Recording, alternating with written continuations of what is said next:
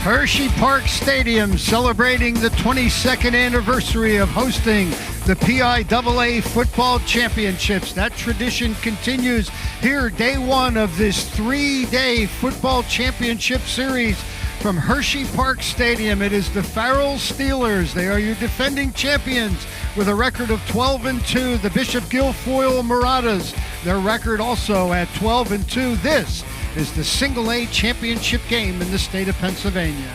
Very pleasant good afternoon and welcome to Hershey Park Stadium and the PIAA Championships. Mike Zambelli pleased to be joined by Jim Wills. Jim, we have three first-timers in this year's tournament, but in this first game here we have two programs that are very familiar with the surroundings here. Yeah, no question about it. We got some veterans here, Mike, and they did a great job getting here. Farrell just here last year, won in the state championship, and Bishop Guilfoyle with a great run 3 years in a row a couple of years ago. Farrell indeed is your defending champions. They came in with a 12-2 overall record, 13-2 if you include a forfeit win over Cambridge Springs earlier in the season. The Steelers are led by first-year head coach Anthony Pegues. He won this championship as a quarterback at Farrell, has an opportunity to join a very select group here with a victory, and it will not come easy. If they are going to be successful here today, both teams are going to try and rush the football. Let's talk about number 3, Anthony Stallworth. Anthony Stallworth's had a great year, Mike. He's only a sophomore, but he's done a great job leading the team. 161 carries, 1,652 yards, and 16 touchdowns on the season. He's part of that tremendous backfield. They call him Thunder, and Jordan Harrison is the Lightning. So they have two guys in that backfield that are dynamic. Emotional win last week against Clairton, 13-10 the final. Turn our attention now to the District 6 champion Marauders. 12-2 beat Lackawanna Trail in a hard-fought game, 11-7. That really epitomizes their entire year. Justin Wheeler is their ninth-year head coach. He stands on the verge of career win number 100. It would certainly be a special place to get it. Fourth appearance for them overall, coming in the last 6 years. Your 2014, 15, and 16 champions in this classification. Well, if you want to establish the run for the Marauders, that's going to mean Keegan Myrick. Yeah, Myrick's just been a workhorse for him all year, Mike. He leads the team, 243 carries, 1,695 yards, and 23 touchdowns. He's done a little bit of everything for him, played quarterback as well, so he's done a lot this year, but he really runs the ball effectively. Yeah, it's been a gutty effort by these guys, and we'll talk more about that as our afternoon progresses. Road to the championship, or these two programs. Farrell, of course, located near Sharon, Pennsylvania, serving parts of Mercer County, located on Romer Boulevard, about a 263-mile trip here to Hershey on I-80 East. If you come that way, a little over 4 hours of travel time. For Bishop Guilfoyle, a little bit shorter trip, located in Altoona. The school was founded in 1922, located on Pleasant Valley Boulevard in Blair County. About 144 miles here to Hershey, or a little bit better than 2 hours, maybe 2 hours and a half, depending on the time of day that you would travel. Take a look now at the road to the championship for both these programs here. For Farrell, it started with a win over Tussey Mountain, 60-44, Cottersport, 28-0, and just an emotional win last week. We'll talk more on that against District 7 champion Clairton, 13-10 the final last week. For Guilfoyle, beat Salzburg, Juniata-Vawa, Lackawanna Trail, last year's runner-up, 11-7 in the semifinals. You look at those two semifinal games for Guilfoyle. They held Lackawanna Trail to 4 downs inside the 5-yard line. And if you look at Clairton, you're going to look at a situation where they had 5 turnovers and stopped themselves 4 times. So they really did a good job of being defense by Farrell in that game last week. Well, two very low-scoring games in the semifinals, and Jim, we're going to get a weather report coming up in just a moment. You get the sense. Talked about being able to rush the football here this afternoon. That is going to be paramount for these two very proud programs. No question about it. But most importance here, passing the football will not be one of the options that you really want to go to here this afternoon. The wind is too much of a factor, as it usually is here at Hershey, but today it is really extraordinary. So I think running will be the key. It was interesting to watch the folks at Guilfoyle kind of meander around down there when they came on the field. Haven't been here in a couple of years since winning those 3 consecutive state titles. It all looked familiar to them. Yeah, it never gets old, and that's the thing. You love coming back, and you know those feelings you had when you were here before. And for Farrell, it was just last year, so those feelings are still in their minds. Well, we watched the teams warm up just a moment ago, and Farrell has made their way out onto the stadium surfaces here. This is the 32nd edition of the PIAA playoffs, all started back in 1988, and we have seen our share of superb athletes and just outstanding teams. This is a very intriguing matchup. When you talk with both coaches, the number one thought on both their minds was the play of their respective lines, both on offense and on defense. Yeah, for Farrell, they have 3 offensive linemen coming back from last year, and when you look at Guilfoyle, their defense has always been their mainstay, and they have a couple of defensive guys that have really done a great job all year. So the line is going to be big in this ball game. How much do we factor in, Jim, 2015, Bishop Guilfoyle beating Farrell by a count of 35-0? How much of a revenge factor did you get a sense might play into today's game? Yeah, it could be a little bit of a factor. They're familiar with him from that point before, but the thing of it is, these guys are a lot older, and a lot of things have happened since then. So I think maybe it'll be in the back of their minds, but not in the forefront. I think for Farrell, they still have that taste from last year's happiness, and they'll be really ready to go. Yeah, this is their 6th appearance overall, and of course they have the dubious distinction. We're going to see a mighty Southern Columbia team tomorrow.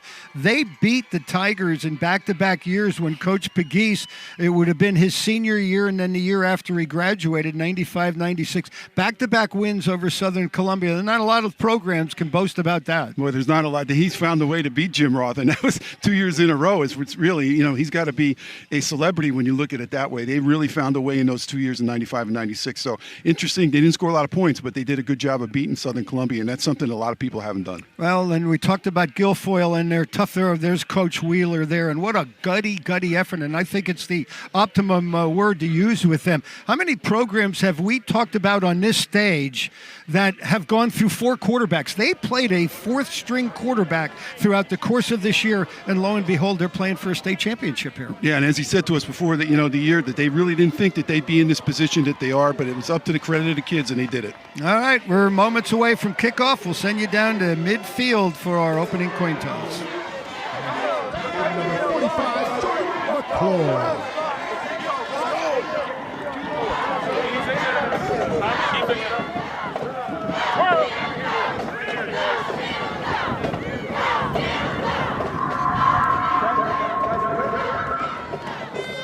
Farrell won the toss and will receive.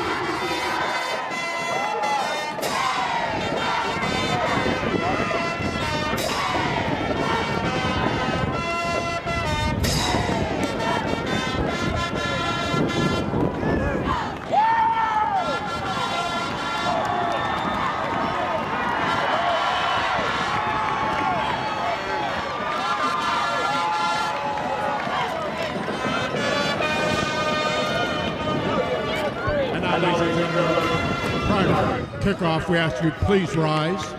Gentlemen, if you please remove your hats. We'd ask all military personnel, active or retired, if you please render a hand salute as we honor the United States of America. Salute its leaders and members of the armed forces with the singing of the Star-Spangled Banner, to be sung today by Tri-Valley High School students Maya Aweri and Jensen Bolich. Ladies and gentlemen, we present with pride and much gratitude our national anthem. Oh, say, can you see by the dawn's early light what so proudly we hailed at the twilight's last gleaming, whose broad stripes and bright stars through the perilous fight o'er the ramparts we watched were so gallantly streaming, and the rockets red the bombs bursting in air gave proof through the night that our flag was still there.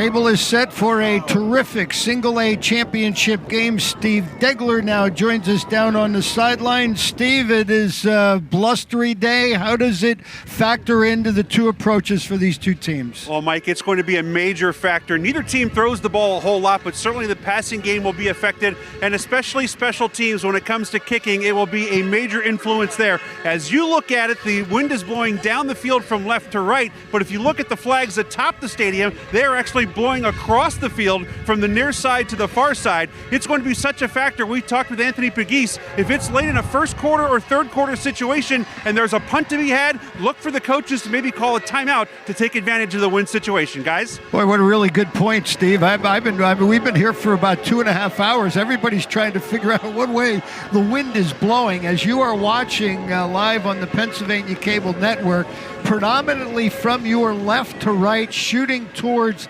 the end zone corner if you move in that direction. So we'll see how that all plays out. Both coaches, as you get a look at Justin Wheeler, 9th year, 99-21, 1991 grad of Penn Cambria High School, and he went on to receive his degree at Penn State University. 1996 was a walk-on for Joe Paterno. Over on the other side, it's Anthony Pegues in his first year for Jared Samuels. 1996 Farrell grad. He was part of that 95 state championship team that beat Southern Columbia. Went 2 years to Grambling before transferring to Slippery Rock, where he graduated there in 2002. So the table is set. Farrell won the toss, elected to receive. Deep back is Taden Strickland, along with number 9, Jaden Harrison. And getting ready to get things underway. They're not even going to try to put the ball on the tee without a holder.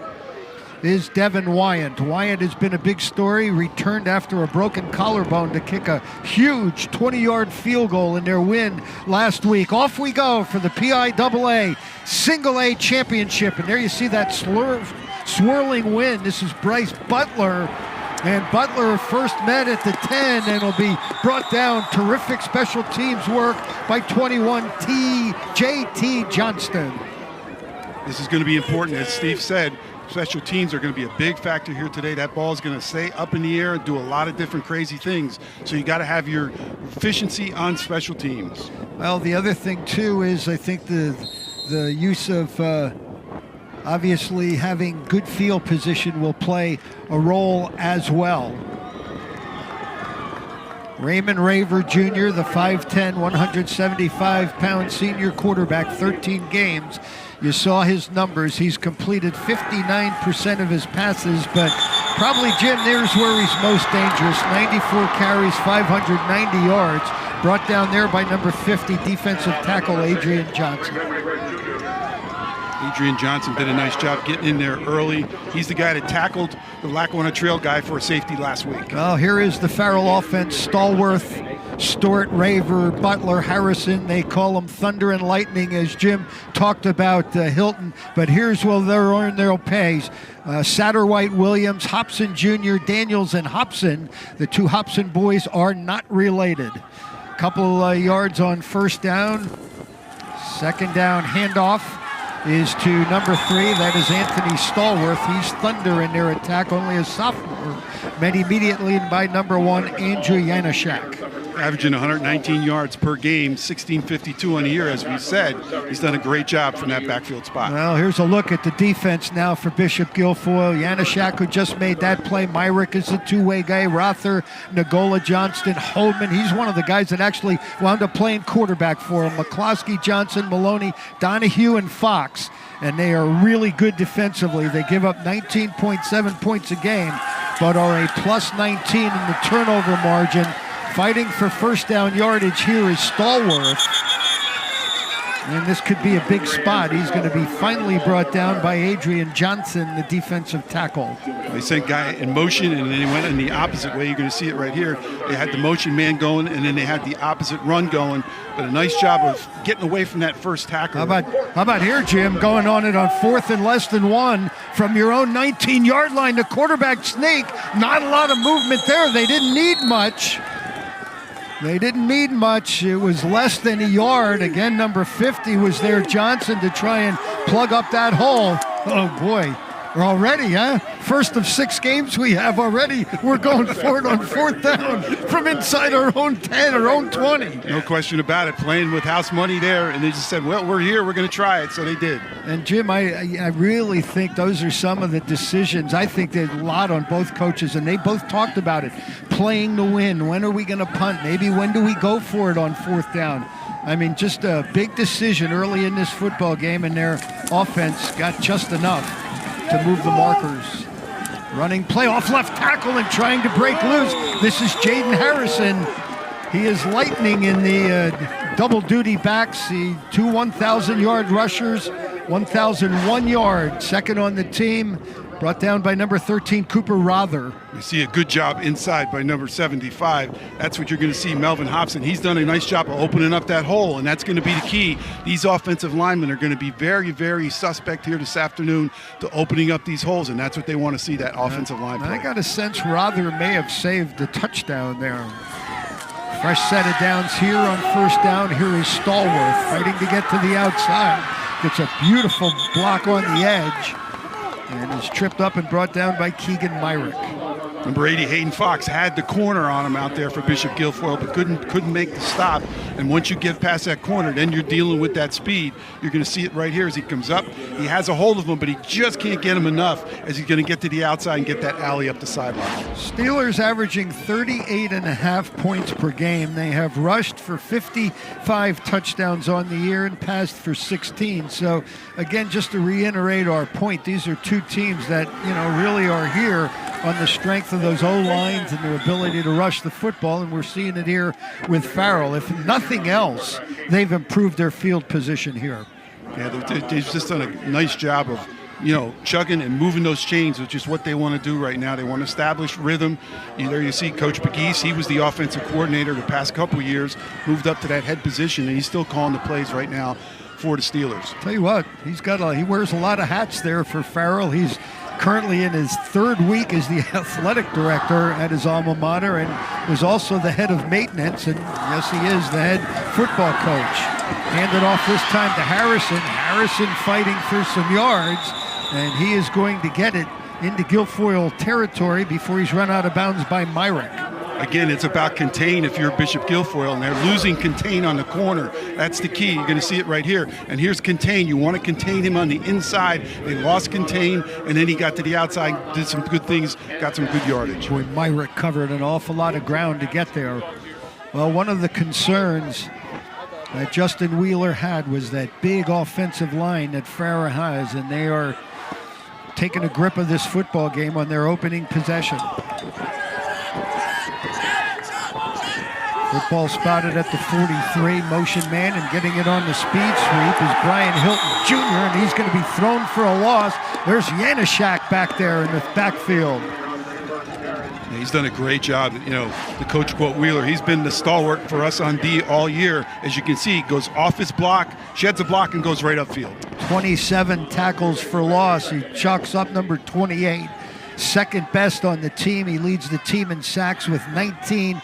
He's recovered a team best 3 fumbles as well. Loss of about 5. Moves the football back to the 49-yard line.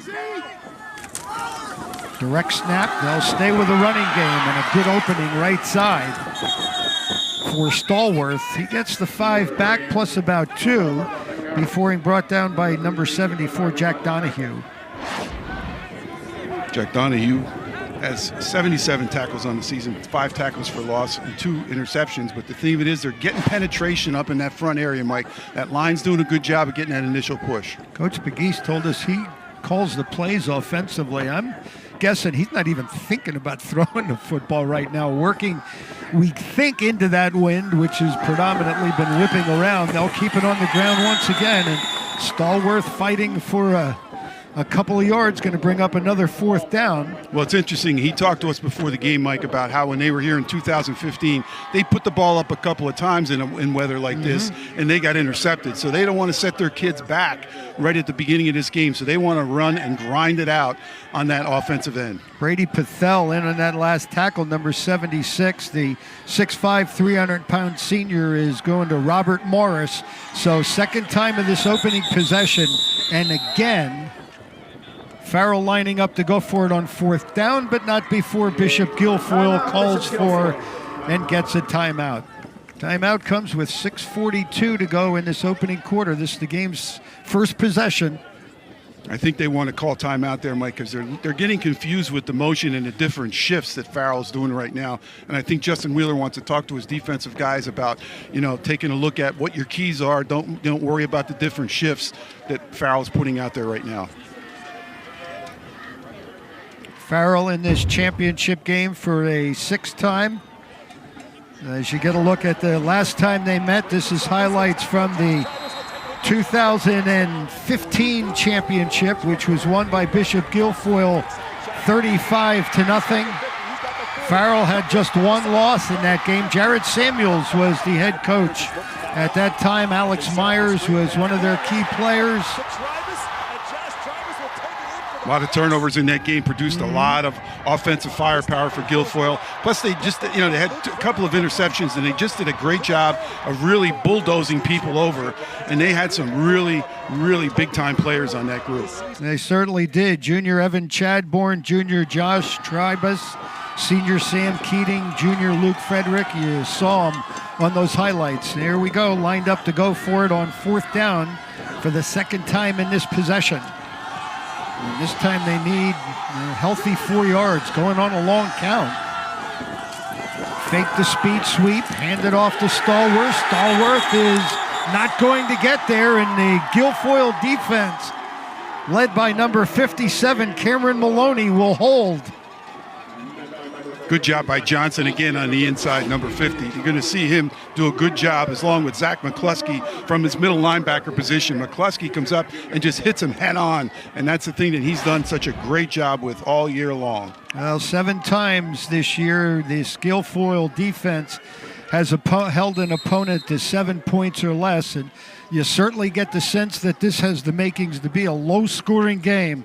And there you see Guilfoyle now breaking huddle for the first time. And a full house backfield, and off they go.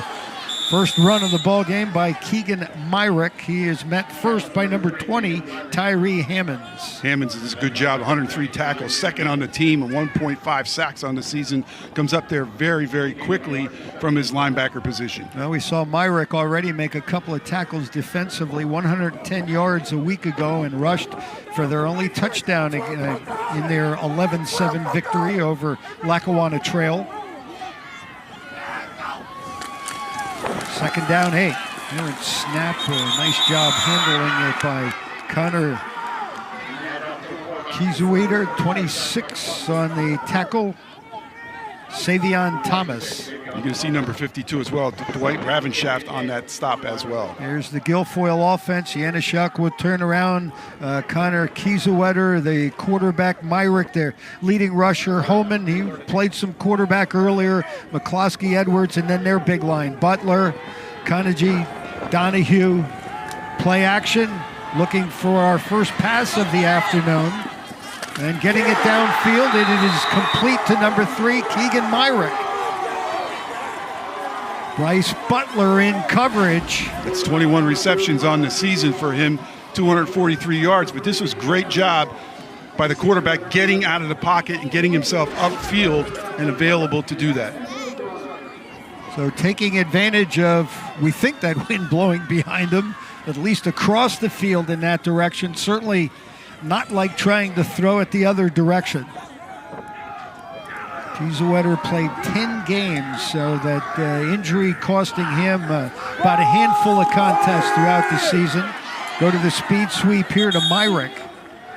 And he's going to be chopped down quickly after little or no gain by Adrian Daniels. Well, it's going to be no secret what they want to do. Both teams want to run the football, and you see it right there. It's just going to be what position they put their guys in. That time Myrick in the slot and came back around. Well, when you talk about defense, there are a few who've done it better than this group. 8 consecutive, or 9 consecutive, if you will, shutouts at one point. Jackson, Butler, Strickland, Samuels, Hilton Jr., Odom, Hammonds, Ravenscraft, Satterwhite, Hobson Jr., and Hobson again, the 2 at the bottom, not related. Gain of about 3 on first down. This play will be blown dead before it gets started. again, trying to give them different looks, trying to shift We people have a dead around. ball, false start, offense, 5 yards, still second down. Officiating crew out of District 4, Francis Snyder, your referee, Troy Hickman, William Ririck, Lincoln Kaufman, James Schreiner, R. Scott Schellig, and Jeremiah Johnson is your back judge. Mike, you were talking about that defense for Farrell. In a 9-game sequence, their offense scored 392 points, and they didn't give up a point. So that's how impressive they are defensively. Trying to set up a screen, and it will be complete to the tight end, Hayden Fox. Fox will be chopped down about 2 yards shy of first down yardage by Anthony Jackson. Only his 6th reception of the season. He came in with 5 for 67 yards. That's the thing, a little tight end release right here. A real safe play in this win. That's the other thing. Not a long pass and then right down the middle of the field. Well, I think we quickly see both these coaches trying to play with the weather conditions that Steve Degler mentioned earlier in the broadcast, with that wind behind them now, throwing and completing a couple of passes. Direct snap here goes to Myrick, but he is going to be stopped. I don't think he got back to the line of scrimmage. First man there, number 52, was Dwight Ravenscraft. Here you see Coach Pegues. He's done a great job there taking over for Coach Samuels, who was there last year. We said Coach Samuels has moved on to Teal College, where he is a coordinator there at Teal. Located in Greenville, Pennsylvania, special teams coordinator and defensive line coach. So first quarter here, third time we're going to see these teams attempt it on fourth down, and that's not going to work. 42, Zach McCloskey is going to be upended by Anthony Jackson, and the Farrell defense will take over on downs. Anthony Jackson with 67 tackles on the year comes flying off that corner. Did a nice job of smelling that play out, but again, as I said, on both sides, pretty much you know who's going to run the football, so good job by the D. So both teams some success moving the football, running out of downs. Football spotted at the 35-yard line for Farrell.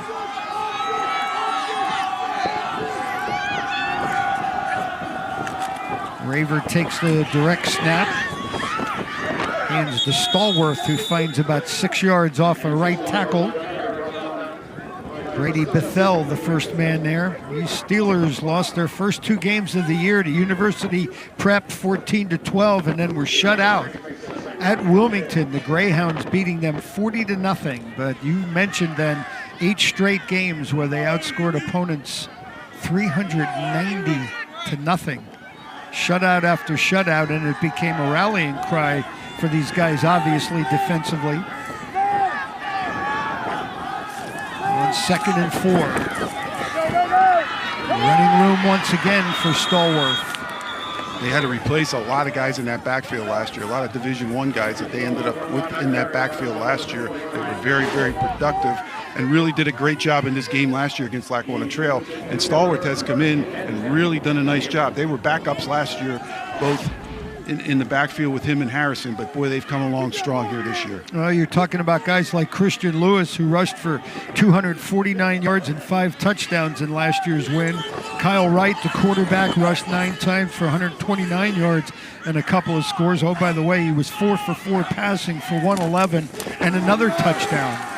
Continue to try and work on the ground. There is a penalty marker down as Stallworth was able to get to the edge.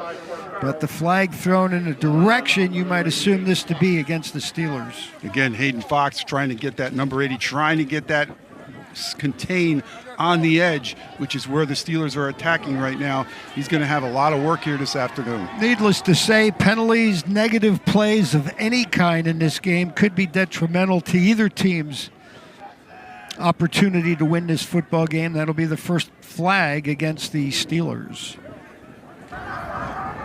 Holding, offense, 10-yard penalty from the spot of the foul, repeat first down. You're going to take a look here. You're going to see it on that right side where the hold takes place. You're going to see right about there where that hold is taking place, and that was impeding the progress. So good call by the officials. Steelers riding a 13-game winning streak. District 10 champions.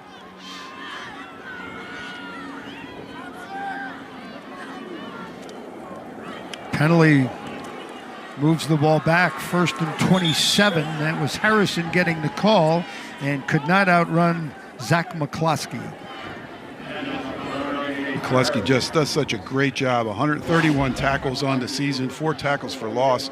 You're going to see a good job here of stripping first, but then again, McCloskey with his recovery time gets over there and makes the deal happen. Well, number 42 was instrumental in that final play a week ago. He recorded a safety. He was the first man there to, and you know, when you're winning a game 11-7, you could get 2 points from your defense. And McCloskey was the first man there to record a safety, which went a long way in their win a week ago. Harrison gets the call again. JT Johnston. H.E. Johnson's done a nice job here so far, filling from that outside linebacker position. 57 tackles and an INT on the season for him as well. 3rd down and long. These are some dangerous scenarios. Their first quarter clock racing towards and now under 20 seconds. And just think patience here in these scenarios. Raver has yet to attempt a pass. And he's going to let this time run down. It's exactly what Steve Degler talked about in terms of kicking into or kicking with. They actually snapped it for some reason. That's the end of the quarter. Well, and it happened after the quarter had ended, so they showed the patience. When we return, they'll have the advantage of the wind, if you will. No score. We've played one in the PIAA Single A Championship game.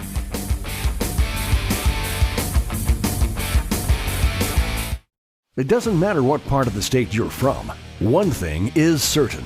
Pennsylvania loves sports. On the first Friday of the month, PCN takes you Inside the Lines at 6:30 p.m. PCN delivers insight from the people who cover sports from every corner of the Commonwealth. From high school to college to professional sports, PCN takes you Inside the Lines. Learn more at PCNTV.com. For over 25 years, PCN is proud to bring you exciting moments of Pennsylvania sports. From touchdowns to double plays to the butterfly stroke, PCN brings all the action right to you. PCN is a 501c3 nonprofit television network that receives no state or federal funding. Please consider a tax-deductible donation today. PCN is Pennsylvania Sports.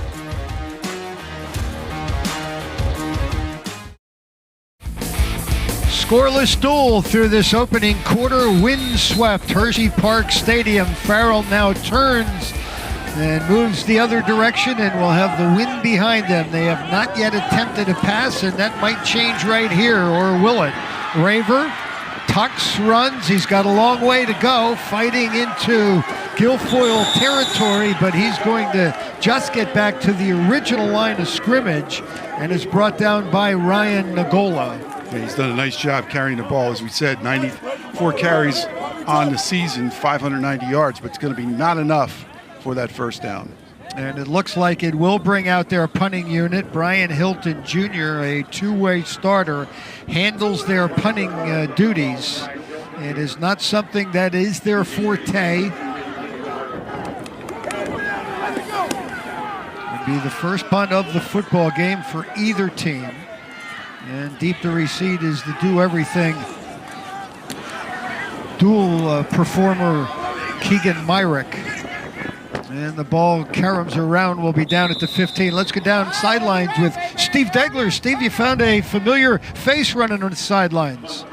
Well, Mike, we actually could have some Pennsylvania high school history here today. Farrell head coach Anthony Pegues is trying to do that today. Eric Kasparovich was the first to win a PA title as a player and as a head coach. He led North Hills to the 1993 4A title and then coached Pine Richland to the 2017 6A championship. Pegues is hoping to be the first to pull off the championship double at the same school. As you mentioned, he quarterbacked Farrell to the 1995 single A title over Southern Columbia. That was the first of back-to-back titles for the Steelers. They're looking for a second straight today as well. And if they get it, some history for their head coach with that rare double in Pennsylvania. Football is loose, and it looks like Farrell may have had a shot at it. I think it was Bryce Butler who had the opportunity to come up with that fumble recovery, and they do indeed. Well, you're going to see a hit here as you're going to a nice hole opened up the offensive line, but that ball just popped out immediately. And then a good job of covering it up by Farrell. Great job of him, Butler, coming up with that ball. Very good job by the Steelers, and a big break right here at this ball game. These two teams have been great in the turnover ratio. For Farrell, they were a plus 29. For Bishop Guilfoyle, a plus 19. Jim, by the stat sheet that I was provided by Bishop Guilfoyle, that is only their second lost fumble of the entire season. And now a great opportunity here, sudden change, and into the secondary goes Stallworth. Stallworth fighting towards the end zone. They're going to rule him out at about the 1. Great job going on that offside there, not going to the power side, the right side, going to the offside, the left side. Got a good block off the corner, and he did a lot of this on his own. You're going to see it right here. He's got a good block off the corner by Melvin Hobson. That's what you knew they were going to go on that side because he's their best lineman. And then he gets that corner and almost gets it into the end zone. Diving towards that end zone. Now the quarterback keeper, still no signal as Farrell is on the board first. The arms go up in the air for the referees. Touchdown, Steelers. Great job on the quarterback keeper. We talk about that all the time, Mike, how that's become like a lost art. And a nice job there by the middle of that offensive line. He gets a little push from his running back as well and gets it in from the 1. Ravers with his 9th rushing touchdown of the season.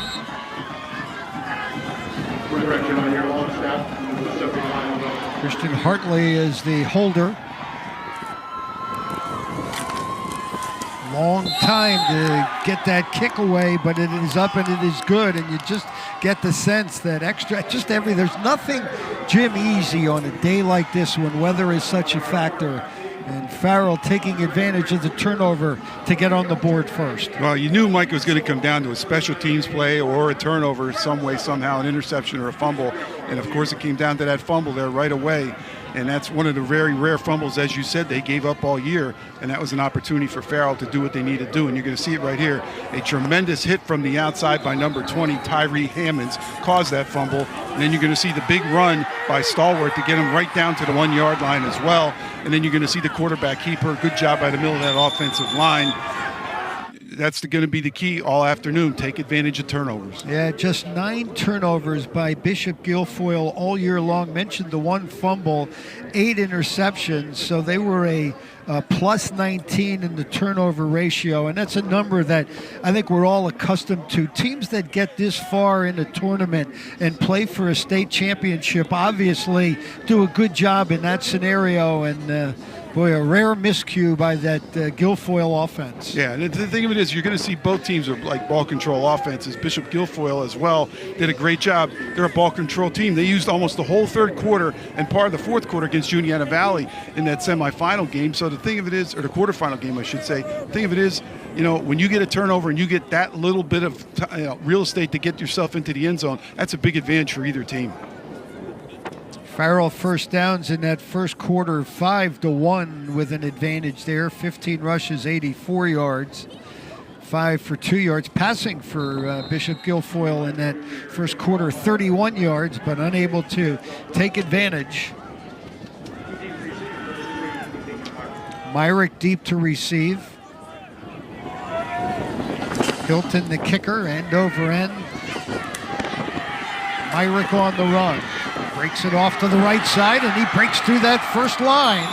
So Myrick with a nice return gets his team out across the 40-yard line where he is tripped up by number 10, Lamont Samuels. You're going to see a nice little wall form in that middle, but he goes to the right side, does a good job of making a move right there and gets himself up there. Good field position. Again, special teams going to be a big factor. When you can get good field position like this and you're a ball control offense, that's a very big key. Well, we talked about Myrick and just a jack of all trades for this program. Last week he had 2 of their 3 interceptions against Lackawanna Trail, so we've seen his activity defensively. special teams, and he'll line up as the deep back here on 1st and 10.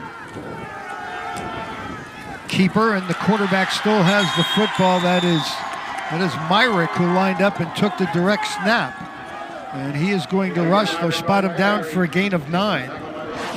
He's had a knee injury this year, and it stymied him a little bit. But the fact is, you can see right now he's doing a nice job. Really isn't stymieing him at all here today from the kickoff return in that position right there. And as you said, Mike, he's been the jack of all trades for them all year long. Well, Connor Akizu-Wetter now back in as the quarterback. The junior, of course, suffered that injury earlier in the year, and it allowed Myrick to become a quarterback. Adam Chadbourne at one point served as their quarterback, and they even put Sam Homan in to start at quarterback, the starting wide receiver and strong safety. And Coach kind of rolled his eyes. He says, these guys were amazing. He said, I'm putting guys in at quarterback who never played the position in their careers, and we were being successful. We just found out a way to grind out a win. We reloaded for the next game, and lo and behold, here we are in Hershey-Pillay for a state championship. They even ran the Philly special that they called the Homan special with him in the lineup. So they've had a lot of fun things happen, and they've had a lot of interesting things, and that's just the grit of this group.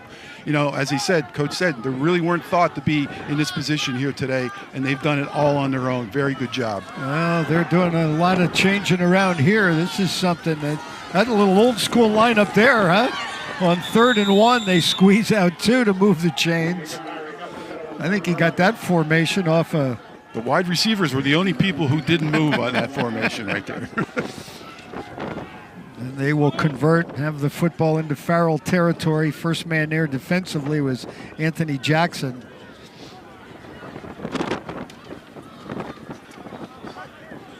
To tell you, the efficiency of Merrick, Mike, he played one play of defense versus Juniata and had an interception. So, I mean, you can't play without him. I mean, he was injured there. Offensively, he couldn't play, but one play defense and he has an interception. So he's just a jack of all trades for them. Takes the direct snap here and fights for a yard before he runs into number 8, Tadon Strickland. Strickland, 129 tackles on the year, averaging 9.2 tackles. So he's been very, very efficient on the season. Well, of course, Officials timeout. and an injured player will bring up a stoppage, but this group of Guilfoyle players couldn't be any different than the 2014-15 season. Those teams went 16-0, 16-0, and 15-0. That winning streak carried into the district championship game the following year. I believe it reached 59 games, so that was a great stretch and a historic stretch for Bishop Guilfoyle football. But this group here is certainly making a mark and a name for themselves. And these guys that are seniors now were freshmen when that group was performing. So they got a lot of bird's eye view of what it takes to be in this position here this afternoon. And, you know, they took a lot of that experience, and I'm sure that helped them through the year when all those things, all the adversity through injury happened to them. Sports fans remember the 2003 Snow Bowl. PCN was there, and now you can take a look back. Watch PCN Sports Classics on cable and streaming Saturday, December 14th at 7 p.m. Partner, I know you know where you were at that point, don't you? We were just talking about this before the game started as we were going by the stage, and the thing I remember the most is the snow going sideways through my glasses on the stage when we were doing the halftime. It was just an amazing sight. It was like being in a snow cone, you know, with a snowball. It just unbelievable sight, and that's a great game to watch. Everybody should tune in to see that. Injured player was number 80, Hayden Fox. They've brought him to the sidelines. Appears to be okay. And now the offense faced with a second down. We'll call it 9. Direct snap. This time they hand off to Myrick, fighting his way for 3 yards. Gets it close to the 41-yard line before being wrestled down by number 26, Savion Thomas. Thomas among the team leaders in tackles with 72. Second on the team with 9 sacks. He's had a tremendous year for this program. Well, we talk again about that offensive line of Carnegie and Stevens and Himes and Butler and Bithell. Bithell has 23 pancake blocks on the season, so they've done a great job of really paving the way for these running backs. Direct snap, that one gets away, and Myrick fortunate to go to damage control and come up with the football. Well, that could have been turnover number 2 right there, which could have been costly, as you're going to see that ball just sail off his shoulder pad as he comes up, and fortunately for him, gets the ball back. Well, that's one of those negative plays that you try and avoid on certainly any day, but especially today. Farrell, 28 sacks on the year, 12 tackles for losses. They've 19 interceptions. They've recovered their 19th fumble of the year here in this football game. So now on 4th down, we're going to get a pooch punt.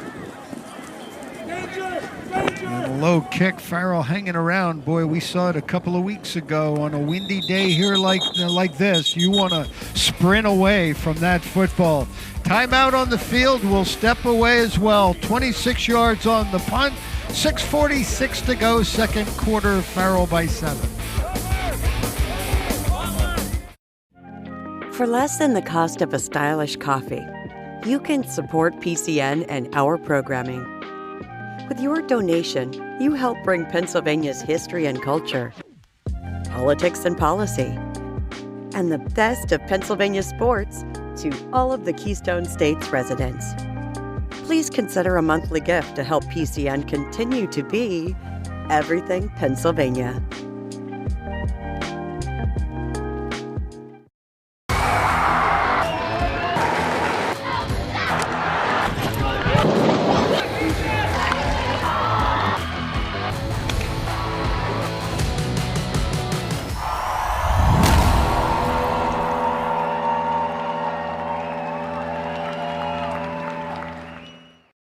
Well, we left you with Guilfoyle punting. We bring you back with them punting again. Illegal formation. And a twisting kick here is Devin Wyant, who handles both.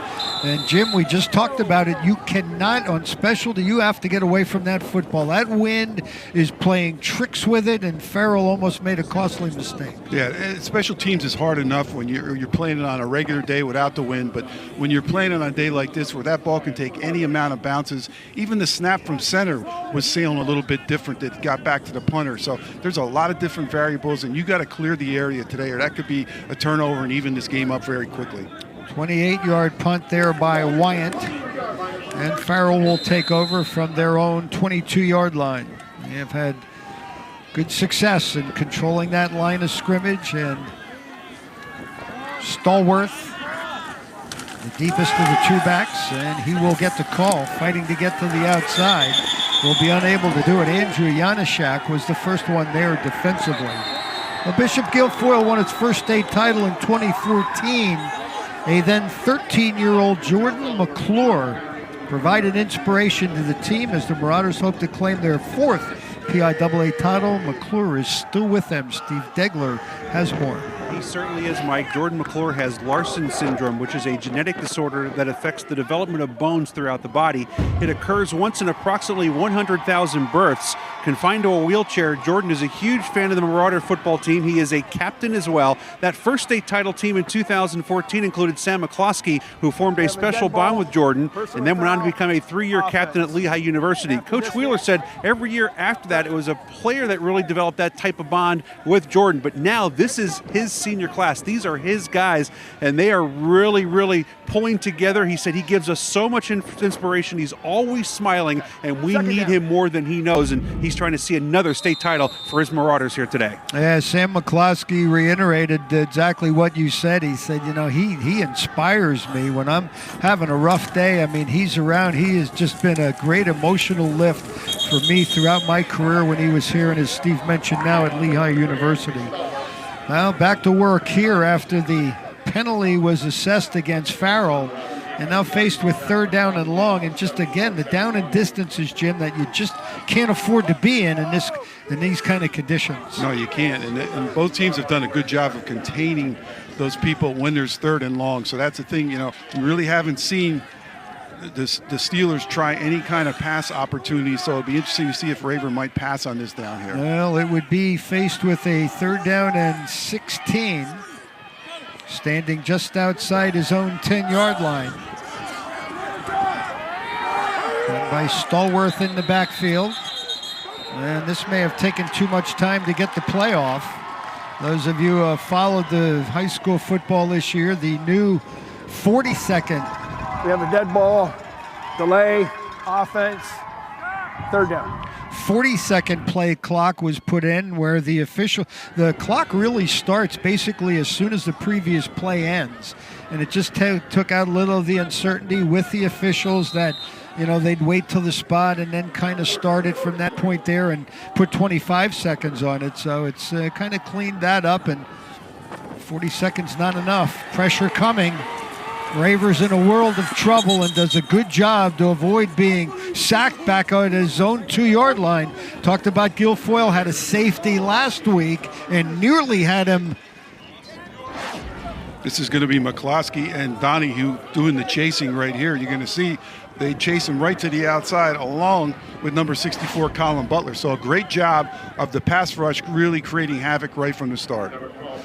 Well, it was Adrian Johnson, number 50, and McCloskey who teamed up for that safety a week ago.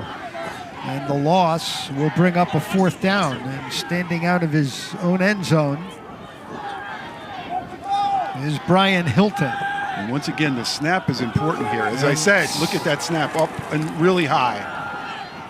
Hilton, no flags on the play as that kick sails out of bounds. But Brian Hilton used all of that 6'2" frame to avoid disaster. Well, that's what people don't realize on a day like this. The snap is just as important. The snap is like a pass. There's no difference between throwing a forward pass and that snap going back to the punter. It's both going to be subjected to the wind, and that one, again, got hung up there. And unfortunately for Hilton, he got it out of there. 17 yards on the punt. Was some contact, no flag at the end of the play. So Guilfoyle, with their best scoring opportunity, best field position, will start from the 27-yard line.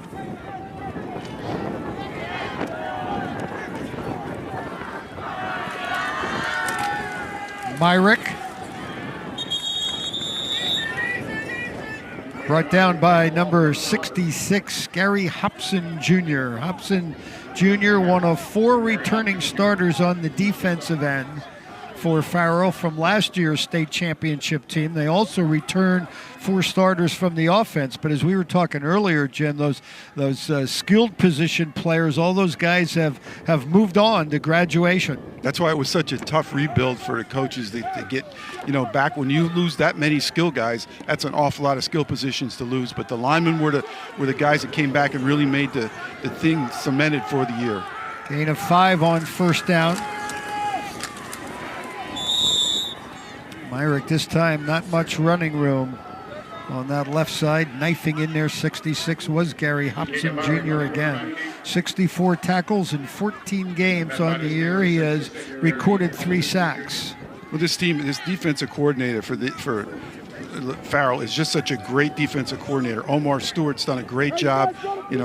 Coach Pegues couldn't talk enough about him all through the season. He said he's probably the best defensive coordinator in his mind in the state. These kids have really done a great job, whether it's inside the 20 or outside the 20, of really keeping people out of the end zone all year, obviously with that shutout mark. 8 straight shutouts. I'll call him a pretty good defensive coordinator. Play action, and the pass is going to be tipped and intercepted. Looked like number 52 over there, Dwight Ravenscraft, who's going to come up. 2nd turnover of the game forced by Farrell. Again, that time throwing it into the wind a little bit, and he was just right place, right time. They're going to roll the pocket to the right. He wants to get a little dump pass out here to the outside, but look at that ball wobbly a little bit, but then doesn't really get anything on it as well, and goes right into the hands of number 52, Dwight Ravenscraft. Somebody got a hand on that. That ball was diverted right at the point where he tried to release it. Defensive end coming in there. 2nd turnover of this opening half. Charged against Guilfoyle, and back to work goes Farrell. And not much happening there. Stallworth runs into a wall, led by Cameron Maloney. Maloney's done a great job all year. As we said, 3rd on the team with 119 tackles, 30 tackles for loss. Did a nice job of getting number 31 right there as he was in the backfield early. Loss of a yard on 1st down. 104 tackles for losses for this Guilfoyle team, including 41 sacks. Jim, that's 145 negative plays that they have produced defensively. I tell you, both. This is such a defensive battle. Both defenses are superb at getting into the backfield and doing that tackle for loss. Raver sends the motion man Butler. Hands it off to Stallworth, trying to get to the outside, and does a pretty good job of doing just that. Over there to run him out of bounds was Nagola. But Stallworth turned it into a good gain, and will make it a more manageable third down. Nagola did a nice job of trailing on the outside. He has 58 tackles on the season and an interception, but he strung that play out just enough to get him to push out of bounds. Otherwise, he might have been able to turn that one upfield. That was a close one to being going for pay dirt.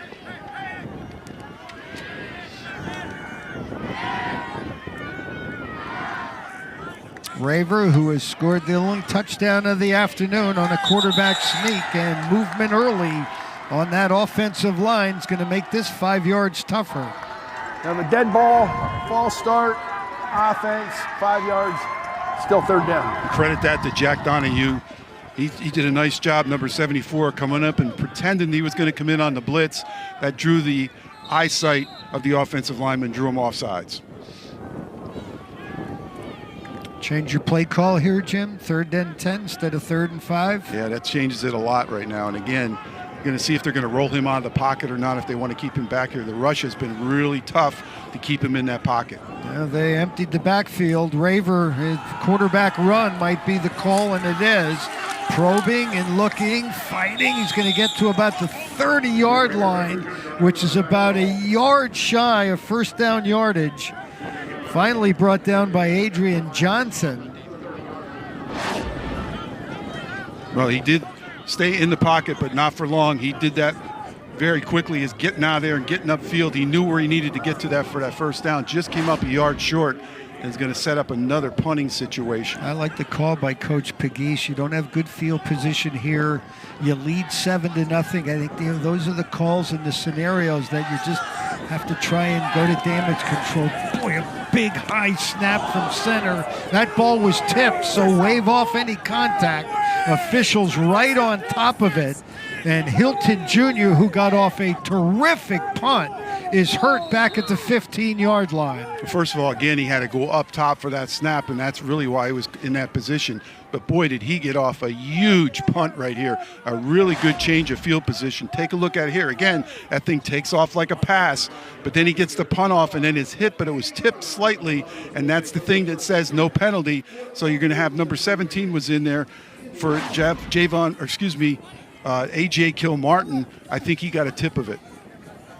Well, go figure. The ball was tipped. It still went 42 yards downfield. It was a great punt. Certainly was. That gives you the idea of the strength of that. But I'm wondering if Hilton Jr. thought of fair catching that for at any point. That was a tough snap from center. So Guilfoyle holds. And now 1st and 10. 1:47 to go till halftime. There was another snap that went high again, Mike. The snaps, that's the thing people don't realize, when they're running this shotgun formation in this kind of weather, those snaps, even though it's not in the wind a lot of the time, are affected. And a timeout. This one Bishop, for Farrell. charged to Farrell. They'll have 2 remaining, and with 1:35, hey, you have to play this thing out for what it's worth. You can get them into punt formation.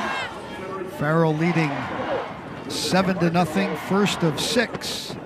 Being brought to you by the Pennsylvania Cable Network.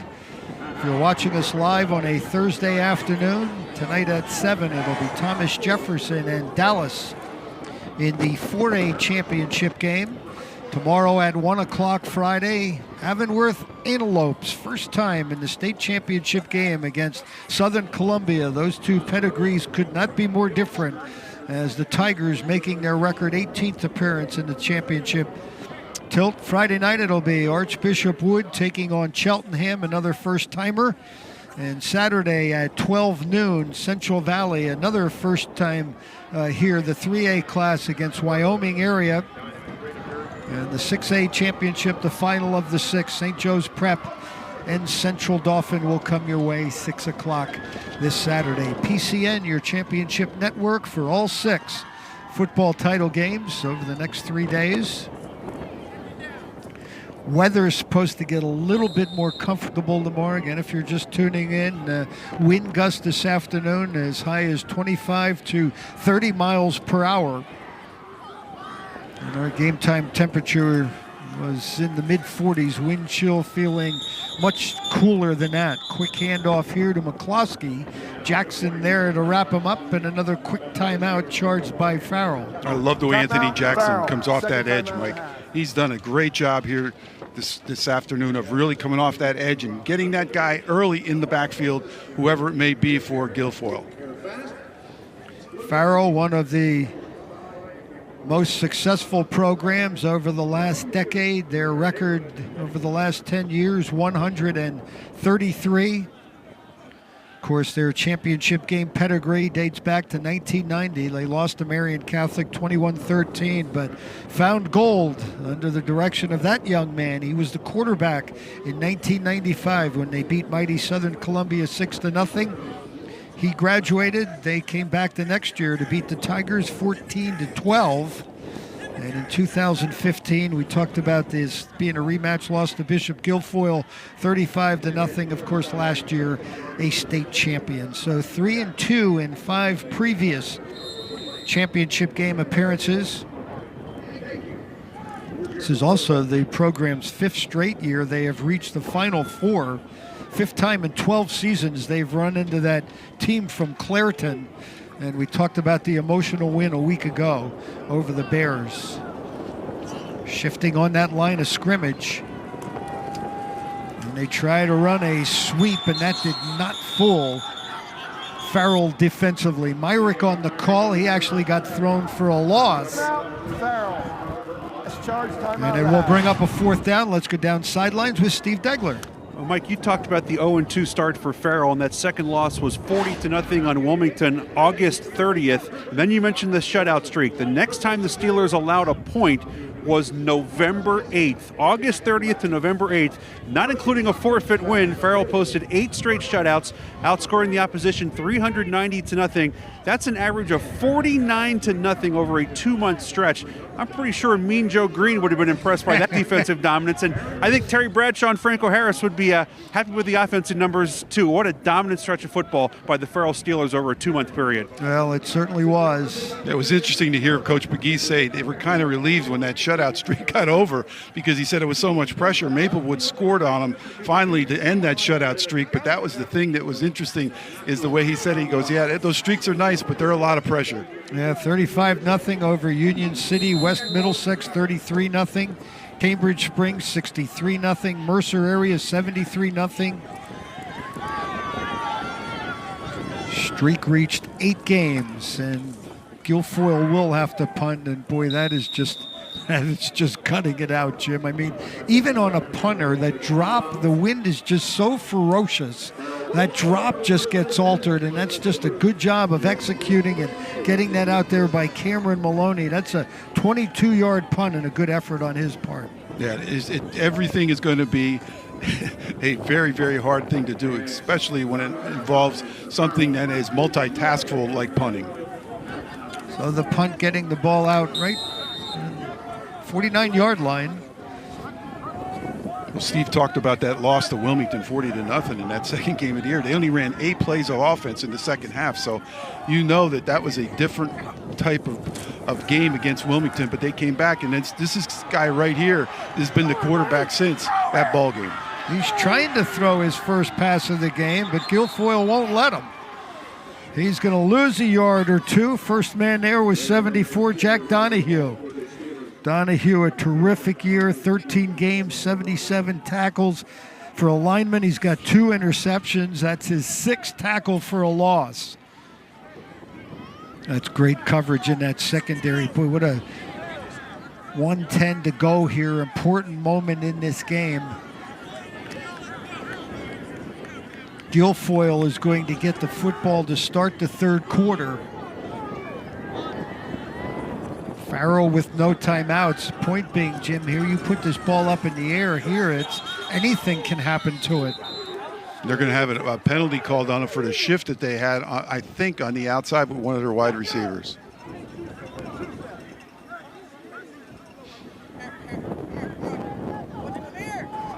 We have a dead ball, encroachment, offense. 48.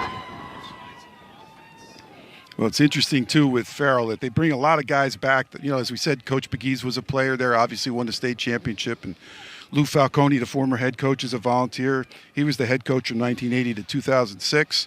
He went 210, 91, and 6. So they have a lot of guys on that staff that have a lot of pride with Farrell being involved in the program and staying around there and trying to keep that winning streak continued. Farrell located right on our Pennsylvania border out west.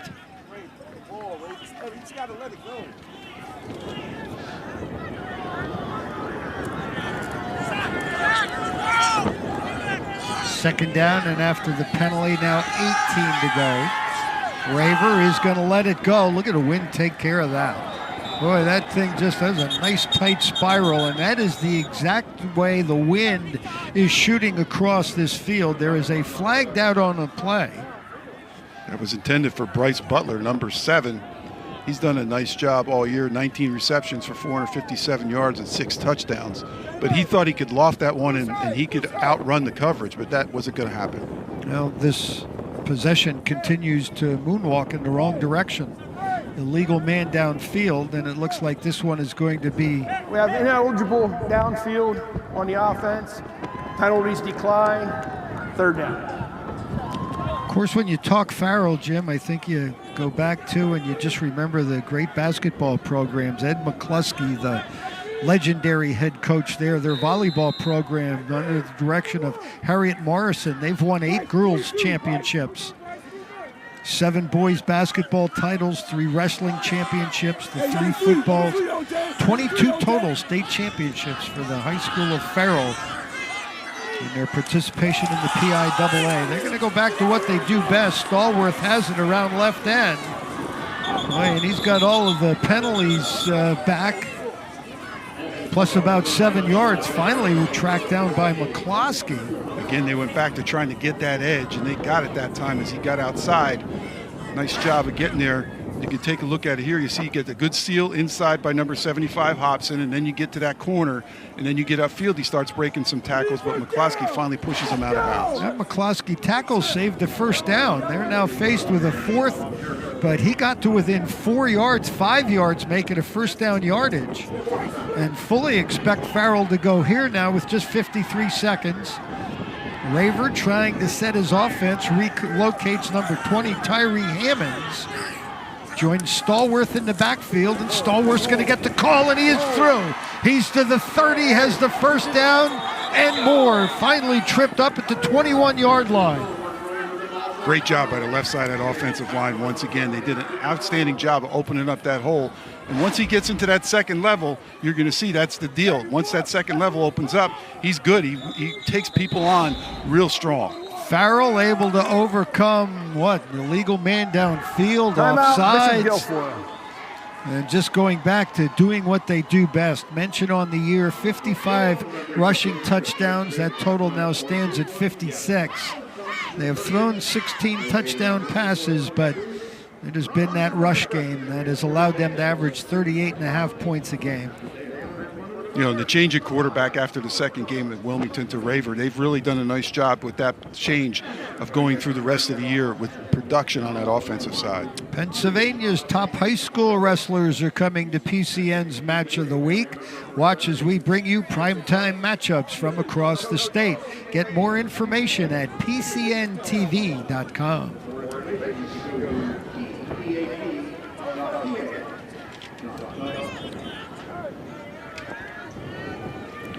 Stay with us. Coming up at the half, Steve Degler, Bob McCool will break down what has happened here in this opening half, plus take a look at tonight's championship game in the 4A classification, as we're back to work here on first down and 10. Raver surveying the defense. Mishandles the snap, and it looks like Guilfoyle had a chance to get to it. It looks like 74, Jack Donahue, has the football. First turnover against Farrell. It's going to be number 50, Adrian Johnson, coming up with that ball, Mike. And he's been pivotal, as you said. He was the guy with the safety last week, and you see him just bull rush his way into the backfield, comes up with that football. I would not expect Guilfoyle to do anything here, Jim. They turned it over uncharacteristic twice in this first half, and I would have to think that Coach Wheeler, in some respects, not all that unhappy to only be down 7-0 in this game. Yeah, I agree with you 100%, Mike. He's going to probably play a little safe to the vest right here and go into there at halftime down 7-0. You know, they've done a nice job coming back and really holding their own after a couple of turnovers. Well, they've got Myrick in that wildcat, if you will. He's looking to take the direct snap. And certainly with a guy that can break it and go the distance on any play, you got to give that a shot. He is tripped up and brought down by Kylon Wilson, number 25.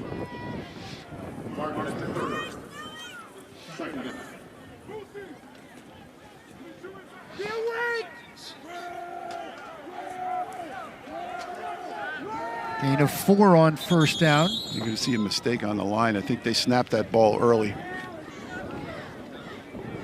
The center, Jack Donahue, got a little bit anxious We right have there. a dead ball, snap infraction, offense, still second down. PIAA championship games of the exclusive property of the PIAA. Television coverage is licensed to PCN, whose exclusive rights are protected by federal copyright law. Any retransmission of any kind or other use of the television coverage of this game without the expressed written consent of the PIAA is prohibited by law. And now Guilfoyle will just take the knee in the final seconds. Tip off or run off here. And a 7-0 Farrell advantage. Pretty much what we expected. Let's go down to hear from Steve Degler. Mike, thank you very much. Coach McGeese, your defense has done it for you all year. Why were they so successful in the first half today? They got a great coordinator. He put those guys in the correct position, a lot of film study, and the kids just playing hard right now. How tough has it been to move the football in these conditions? The wind is really affecting the ball game right now. We can't put the ball up in there like sometimes we want to, and it's really a major part of this game. Any changes offensively you have to make because of that? No, we just got to stop shooting ourselves in the foot and the penalties, and we're not going to worry about the win, and we're going to do what we do best and run the football. Thanks, Coach. Good luck in the second half. Thank you. Mike, back to you. Steve, thank you very much. Steve will be joined by Bob McCool as we return to Hershey Park Stadium. 7-0. We have reached halftime in the Single A state championship game.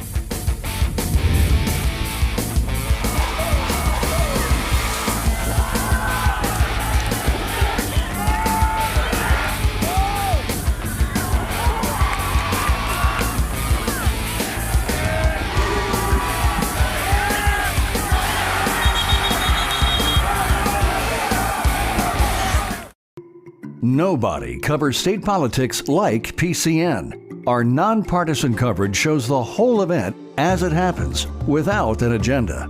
As a 501c3 nonprofit public affairs network, we're dedicated to bringing you unbiased coverage as a public service. If you're tired of negative politics and mudslinging ads and want to continue to see the whole story, donate to PCN today.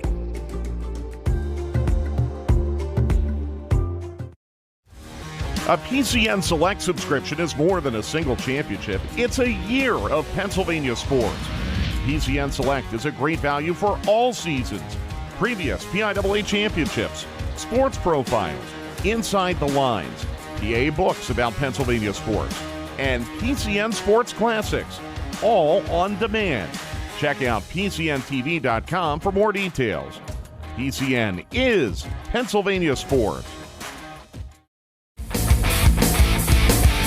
Halftime from Hershey Park Stadium, the Single A Championship with the Farrell Steelers on top of the Bishop Guilfoyle Marauders by a score of 7-0. There were a lot of points scored in the PIAA football semifinals throughout the state of Pennsylvania, but not in the Single A Championships. Both Guilfoyle and Farrell won close-scoring games. And the combination of good defense and Mother Nature has made sure that happens in the final as well. I don't know which is more of a factor. I mean, it's tough. It's really, we even saw with the punt snaps. It's very difficult to handle the football if it's in the air right now. A couple of turnovers in that first half, but the defenses, as we expected, were simply outstanding. Very difficult to move the football for both teams. And obviously special teams, and Steve talked about that from the very beginning of this game, but special teams are going to be a factor in this as well because of making decisions whether you want to punt the football or not. And not surprisingly, it was defense that sets up the only points in this game. Yeah, the defense sets up a short field off a turnover, and Farrell is able to take advantage of it pretty quickly. And these types of games, you certainly can't afford to give the ball away, and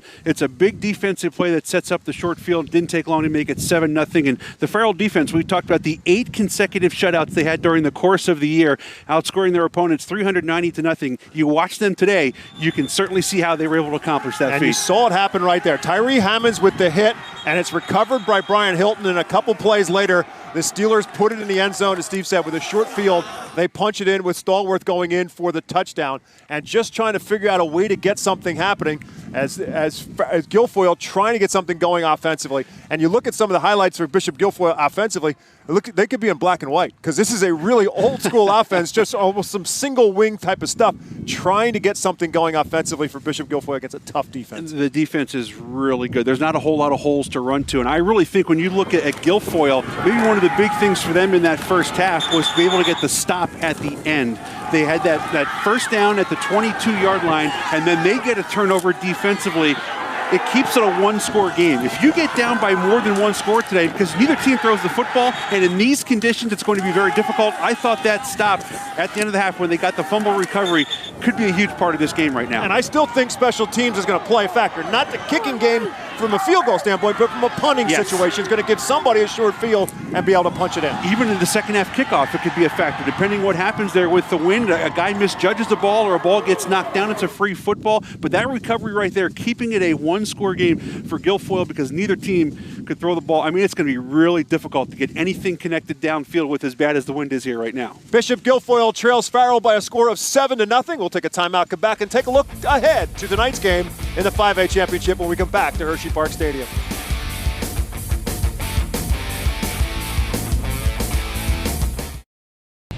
Relive the action with PCN. Did you know you can rewatch this and other PIAA championships with the PCN Select streaming service?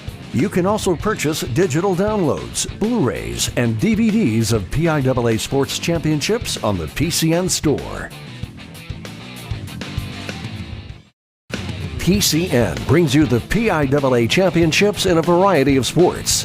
From the field to the pool and the court to the track, PCN brings you the best scholastic teams competing on the state's biggest stage from all the best angles. With multiple cameras, instant replay, and professional commentary, we take high school sports and elevate them to new heights. Watch on cable and the PCN app. PCN, proud to bring Pennsylvania sports to you. If you want to ride a roller coaster in Hershey this afternoon, well, good luck, because it's not ideal conditions for that. But it is football weather. Farrell Steelers on top of Bishop Guilfoyle Marauders by a score of 7-0. Alongside Steve Degler, my name is Bob McCool. We're at halftime, and we're going to take a look a little bit ahead. The 4A championship game tonight matches a couple of unbeatens. Thomas Jefferson takes on Dallas in a matchup, and again, old school football tonight. Two teams who are successful because they can run the football. They can run. They can also throw the football if they need to. Whether Mother Nature allows them to do that tonight, we'll have to wait and see if the wind dies down. But the numbers for these two teams are absolutely incredible. Very similar in the way that they have demolished teams all season long. Thomas Jefferson is giving up 4 points a game.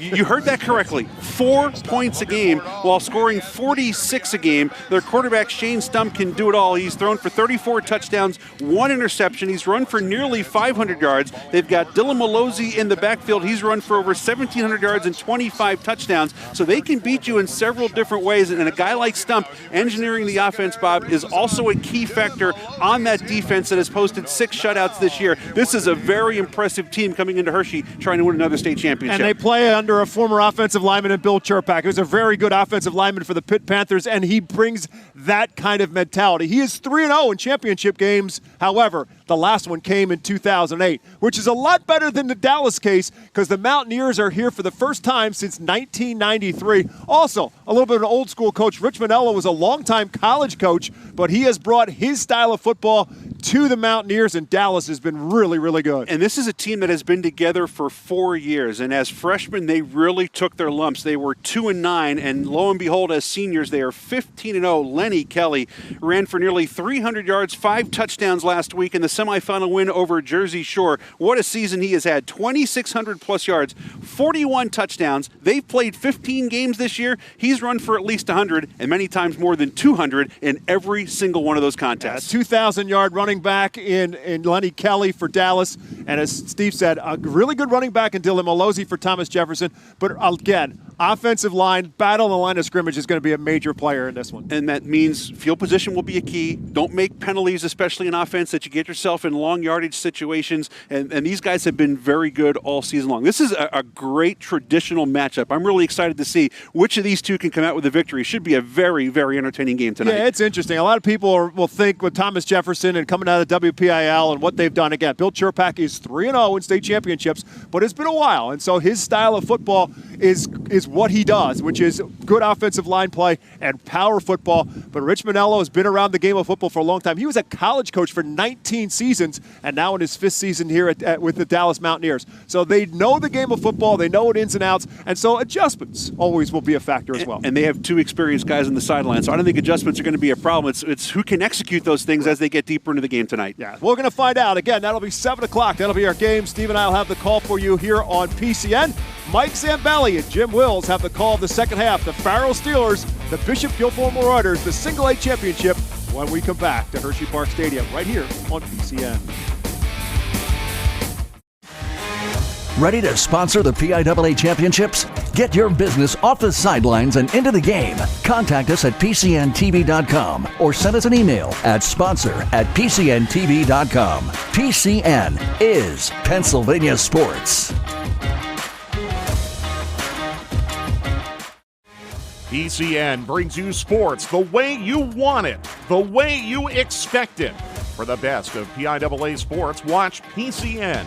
See the upcoming schedule at PCNTV.com/sports. PCN is Pennsylvania Sports. Why would you go anywhere else? Welcome back to Hershey, Pennsylvania. Game 1 of 6 in the PIAA championship rotation. Our Single A title game with Farrell leading Bishop Guilfoyle 7-0. We welcome you back here, and Jim, guys talked about it at halftime. It is just so difficult to try and establish anything offensively different in that first half. Farrell got the turnover, had great field position, scored.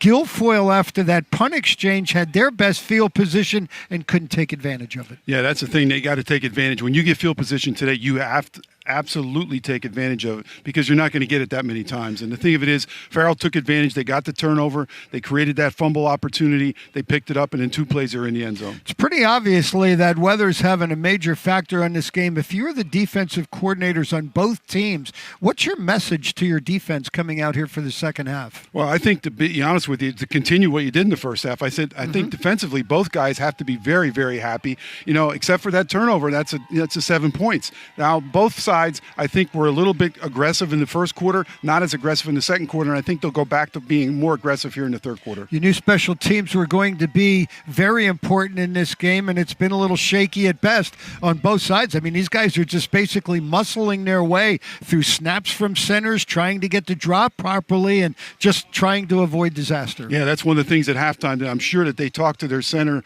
on the punt team especially about being more conscious of what you're doing. This isn't a normal day for you. You got to really work on that. So those kind of things are going to be big here in the second half. Both head coaches, I think, are going to get tested pretty severely in the second half. We've already seen them go for it on 4th down on 5 different occasions combined for the 2 teams. Offensively, I apologize, fans. We don't have a lot to show you there if you're looking for offensive numbers. Yeah, no question about it. I mean, you're looking there. The thing of it is passing yards are going to be at a premium in any game you play today. And the thing of it is as well, third down conversions. Interesting, Bishop Guilfoyle 2 for 6, 0 for 6 on third down conversions for Farrell. The thing of it is, it's a defensive struggle. It is what it is, but it's a great game when you look at it, especially if you're a defensive guy. What you don't see there is Farrell has converted a couple of times on fourth down in that first half, twice to be exact. So while they weren't successful on third down, they just stuck with it. So again, field position, same things that we kind of talked about in the opening, and just throwing the football. I mean, my gosh, I just don't know how you do it if you're either one of these quarterbacks. It's a big risk to put the ball up in the air here this afternoon. Yeah, no question about it. It's a factor, and you hate to harp on it, but the thing of it is what it is. And if you've been able to throw the ball a little bit this year, you're not going to be able to throw the ball a lot today. That's the difference. Let's go down and hear from Steve Douglas. Steve? Mike, thank you very much. Coach Wheeler, how big was that turnover you guys get at the end of the first half to keep it a one-score game? That was big. That was big. Our defense has played pretty well at moments. We gave up a touchdown on a turnover there, but I think it's been a pretty even fight. I'm happy the way our guys are playing, the way they're competing, but we definitely got to make some plays here in the second half now. What do you do offensively to try and move the ball a little bit more? The wind's tough to throw in the ball, but when we get a chance to with the opportunities of the wind behind you, we got to kind of take some shots. They're really selling out. Got to do some misdirections, kind of keep them off balance and change up the snap count a little bit because they're getting back on us pretty quick. Thanks, Coach. Good luck in the second half. Thank you very much. And Mike, I understand we got a correction too, or in addition, we missed Harold Fairclaw, a guy you and I and Jim know very well. He has the double for player and head coach at his alma mater for state championships with Allentown Central Catholic, so we apologize for that. Anthony Pegues trying to become the second, we believe, to do that, winning at his alma mater as a player and as a head coach for a state championship. Well, Steve, I've been looking at that for years when I've been mentioning that Harold had done it, and I knew Bob and you had talked about it with Eric Kasparovich getting it done the other year. I think the interesting thing, Eric Kasparovich won as a player for North Hills in 1993. Harold Fairclough won with Central Catholic as a player in 1993. So they're the only two so far that have gotten that done. And it's hard to research it, too. So that's the good work there as we get ready here for, well, Jim, we'll see which team can make the play.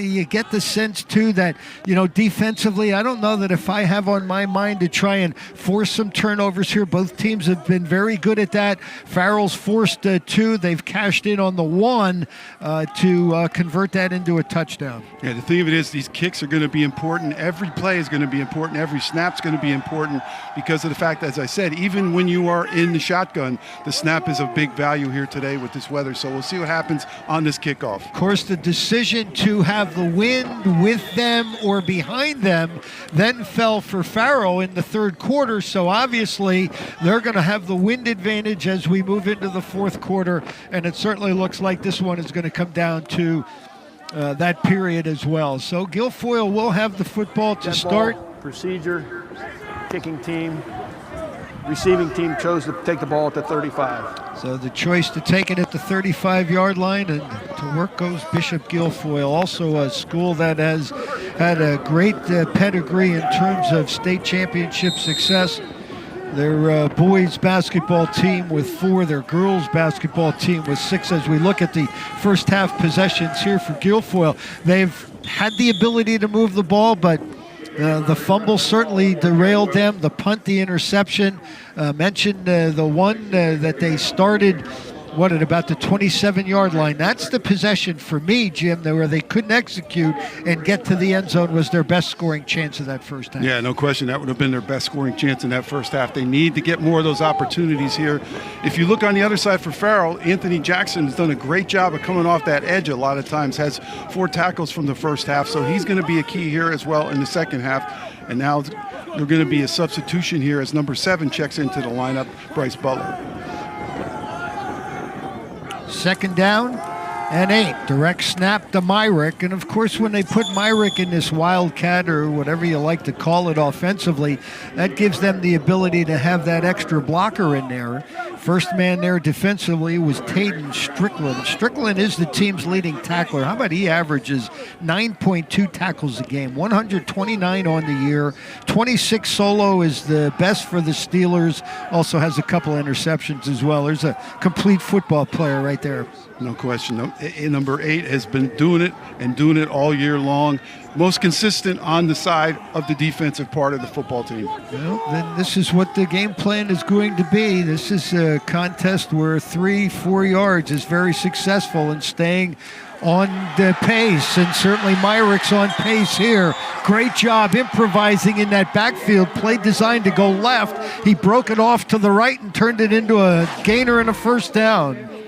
We're going to take a look at the snap here. Right to Myrick does a good job of going to the outside, hurdles a block, and gets himself the first down. Great job, a great piece of running there by number 3. He's not really a big guy, Mike. He's only 161 pounds, but he takes a beating here because he runs the football so many times. Well, and we talked about defensively as well, and he's on special teams. Superb conditioned athletes. He's going to remain in there at the quarterback position. Again, one of 4. They put him in there when they had the injuries earlier in the year, and he's one of 4 that they have used throughout the course of the year. And this play will, they're fortunate to get back to the line of scrimmage. Savion Thomas, number 26, first man there defensively for the Steelers.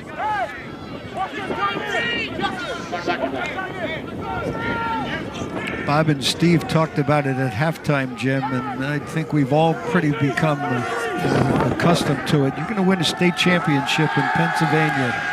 Need to be able to do something at that line of scrimmage, and this play is going to break down in a big loss. Savion Thomas, 9 sacks, second on the team, 3 tackles for loss, and that's going to move them into a 3rd and 16. Yeah, he's coming in through the inside there. To see they're flooding that zone on the inside.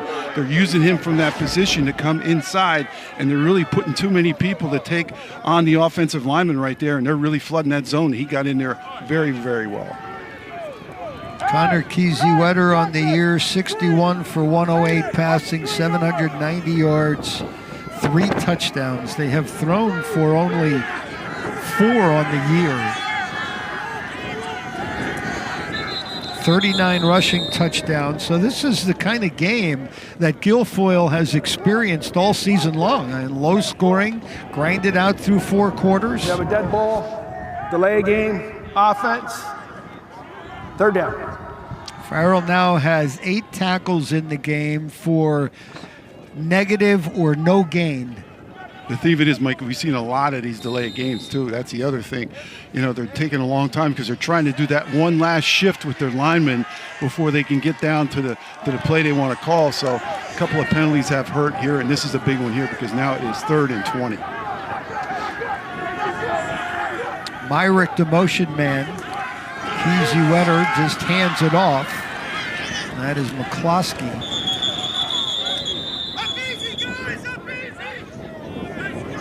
He's going to get it to the 46-yard line. I'm going to have to think, if you're Guilfoyle, you certainly have to play field position here and punt it away. Again, negative plays. Does the drive bog down because of what they did? And obviously for Coach Pegues getting the sack, and it just gets you off schedule. Now remember, this is the way Hilton was punting the last time for Farrell when he got off that great punt. Wyatt, twisting kick, nearly hit a Farrell player trying to keep it, but they could not keep it out of the end zone.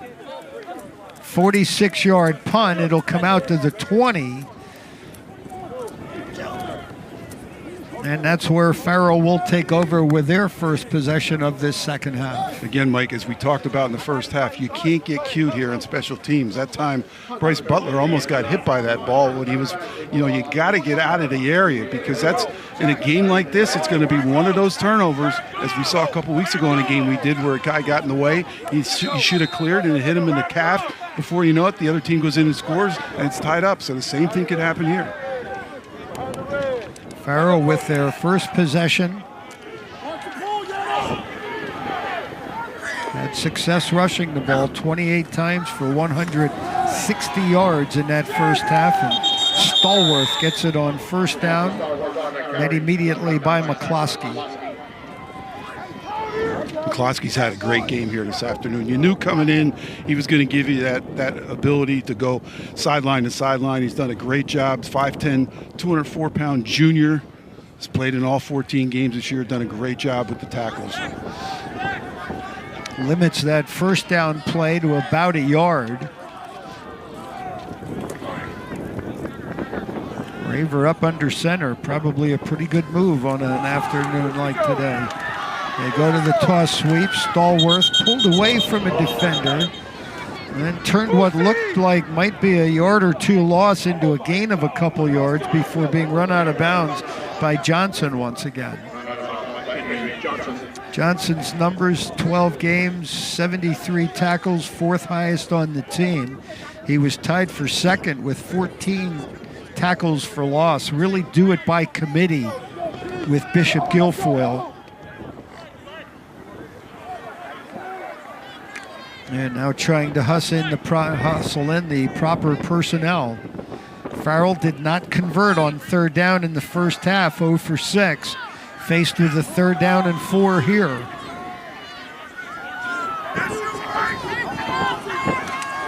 Stallworth cuts it back inside and will not get there.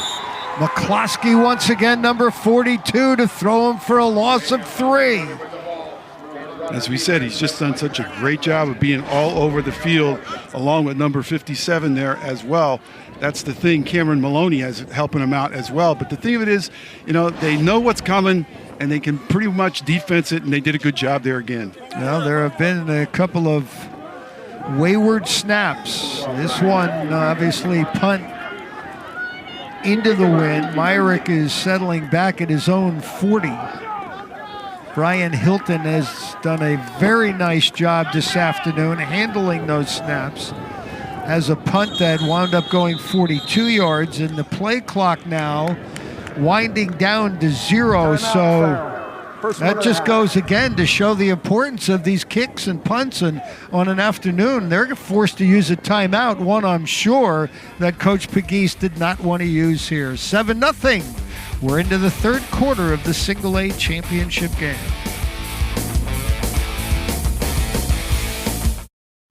Support PCN and the programming you love by texting PCN TV to 877-907-9770. With your generous donation, PCN will continue to share everything Pennsylvania with you and your neighbors. Please consider donating today. PCN is everything Pennsylvania.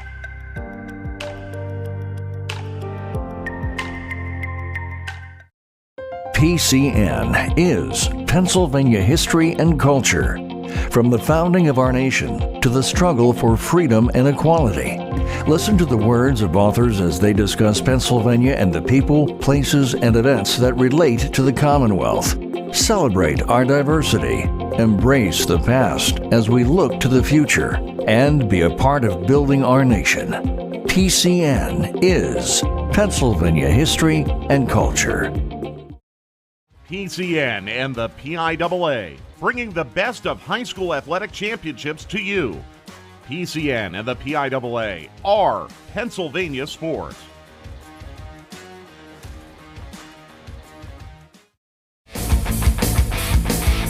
Well, after the timeout, it's interesting, Jim. Bishop Guilfoyle has moved Myrick up another about 12 yards. He's now standing at the 48-yard line.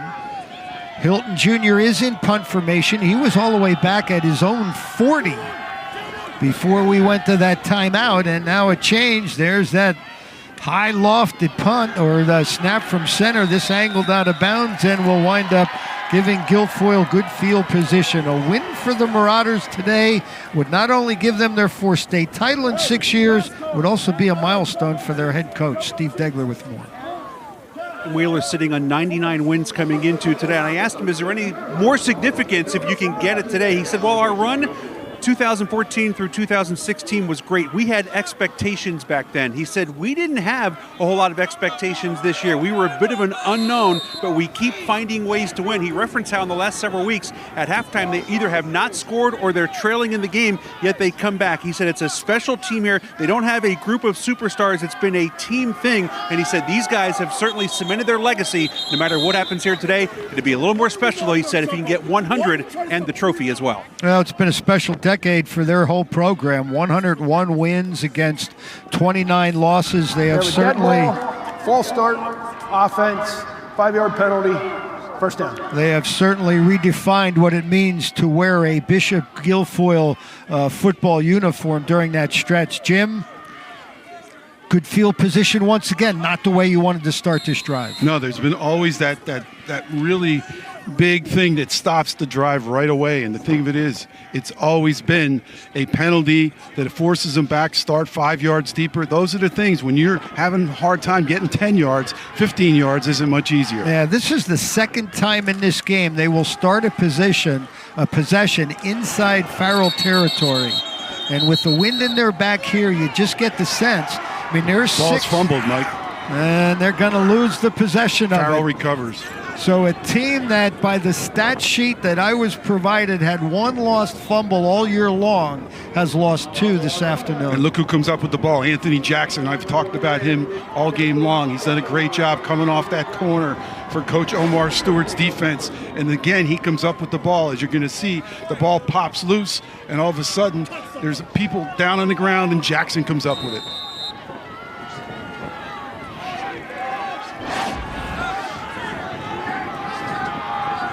So Guilfoyle unable to take advantage, and with 6:03 to go third quarter, you just have to wonder how many more opportunities they're going to have in this quarter to get their hands on the football. Jaden Harrison, he's a junior. That time they had Christian Hartley in the backfield, number 2. He's a reserve. The fullback comes in there. He's had some yards on the season, but they're putting him in there for a blocking technique right now. You're going to see him come out here on the wing. Number 2 is right out here on the wing. I think they decided that that's going to give him more of a push in that run game. Harrison, 4 carries, 35 yards in that first half. He's getting a little bit more work here. We'll finish that run off of about 9 yards, run out of bounds by Myrick. But into Bishop Guilfoyle territory. Boy, points would go awfully big here, Mike, as we talked about. Points are at a premium in this game, but points here would be very, very big going into the fourth quarter. Well, knowing you're going to have the wind at your back if you're Farrell. Direct snap. Handed to Stallworth, and again another play behind the line of scrimmage, Andrew Janishak. You can see why Coach Wheeler said he's such a potential D1 candidate coming off that corner. The thing of it is he was very, very high in him. He says he's been our heart and soul of our defense, and you can see why. He's one of 18 juniors on their 46-player roster. Jim, they only have 8 seniors on their roster, 12 sophomores, 8 freshmen. Janishek second on the team in tackles, 124, leads them with solo tackles, 58. This is a huge series in this game for Bishop Guilfoyle to get their hands back on that football. Stallworth, nowhere to go. And their offensive line, Mike, isn't getting the big push like they did in the first half. Their offensive line is not getting low enough. They're really standing up straight. It's giving Guilfoyle an opportunity to ship those linebackers inside, and they're doing a good job of meeting the ball carrier before he even gets past that line of scrimmage. One thing all coaches talk about along that line of scrimmage is pad level and which team's pads play lower throughout the course of the game. And, of course, when you're going against a bigger line, which Bishop Guilfoyle is, the way to combat that is to get down lower than them. And so far, so good. Now 3rd and 15.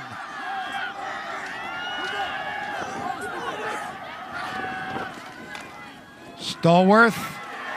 And he's not going anywhere either. 57 Maloney once again. they shot Maloney inside quickly, and the thing of it is that they're going to take a look at him getting inside. Look at, he went right around his man. He was right around the center because he's the nose guard. He went right around the center and went right upfield and did a nice job of getting that tackle. That was a big play right there. He just outmaneuvered the center. That's the 9th play in this game for the Guilfoyle defense that has been stopped for no gain or produced losses. And it brings out Hilton Jr. once again on 4th down.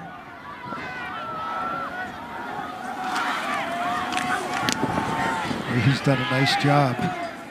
Gets it out. So that turnover will cost them, 50 yards of field position. They had the football in Farrell territory, a 31-yard punt. So rather than taking over or having it at the 40, you're now back at your own 20-yard line. That's an awful lot of real estate to get going there when you haven't had that much success against this very, very tough defense. We talked about it, the shutouts that they had all year and how strong they've been. And, they've been living right up to that here today. So 1st and 10.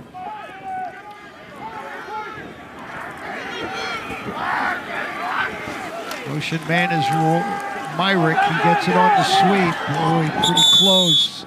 Just couldn't pull away from Taden Strickland.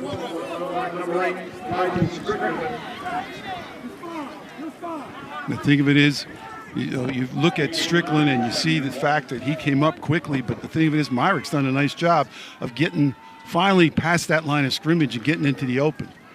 Haven't been a lot of big plays for this Guilfoyle offense, and I mean in terms of length of the play. 21 yards on the completion to Myrick in that first quarter is the longest play from scrimmage that they have been able to produce. That time a little option look by the quarterback does not bring a big gain. Melvin Hobson, number 75 there on the stop. Hobson, he's a good one. Senior, 6'4", 305. He's getting some attention from folks like Pitt, Temple, Youngstown State. Yeah, he's a good one. He's going to be able to get a lot. He's going to be able to name his ticket. Got great size. We talk about size all the time, 6'4", 305. Toss to Myrick, trying to get to the outside, unable to get there. Brian Hilton Jr. establishing that edge and didn't let him turn upfield. It's been a key factor. They've done a great job here in the second half of really adjusting and becoming better on that edge.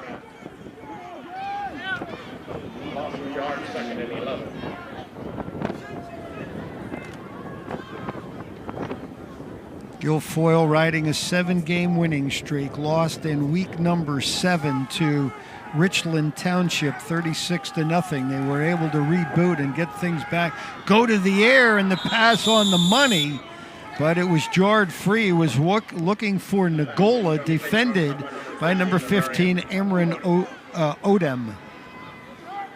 Did a nice job Odom, excuse me. Yeah, did a nice job of putting that on the money. Little fake inside and then a toss to the outside.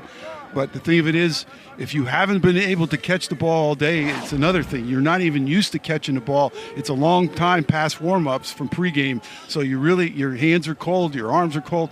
This is going to be a tough situation to get anything going with the pass. No, that's the other factor. If you are able to throw something in the vicinity of a receiver, they've got a bunch formation to the top.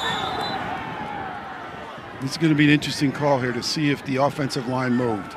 Anticipate the snap count there and ended up going in there too early. Had a little success on a middle screen in that first half. That screen to the tight end wasn't too bad. That's the other thing you might want to see here. 3rd down, need 6, and they only have 1:21 left on the 3rd quarter clock. What a job he has done. Justin Wheeler, walk-on at Penn State University, graduated 1996. Play action, he's not going to get a chance. Coming off the edge, Brian Hilton with the sack. They've done a poor job of covering those guys coming off the edge. Between Jackson and Hilton, they've had an opportunity to come in all day long. Here they were sending somebody out. See, to get a little bit of a brush block there by number 42, McCluskey, but not enough to take him out of the ball game. Again, if you're just tuning in, injuries just forced the Marauders all year long to have a rotating quarterback scenario when as far as their fourth string in their passing game, certainly not the big reason they're in this championship game environment. This is a good catch, and we'll take a Bishop Guilfoyle roll. Devin Wyan, another guy, suffered a broken collarbone. A soccer player came on to kick a 20-yard field goal last week. Big reason they're here. 49-yard effort, and it comes at a great time for his team. Same kind of punt that Hilton had in the first half. Very, very similar, almost from the same spot. Gets the same kind of roll and the same kind of opportunity to be in the wind and take it down the field. So 35 seconds, and they'll flip the directions.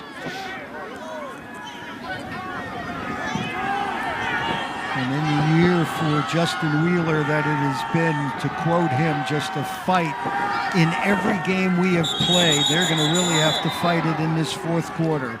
Again, this defense rising to the occasion. No running room as Brady Bithell, 6'5", senior.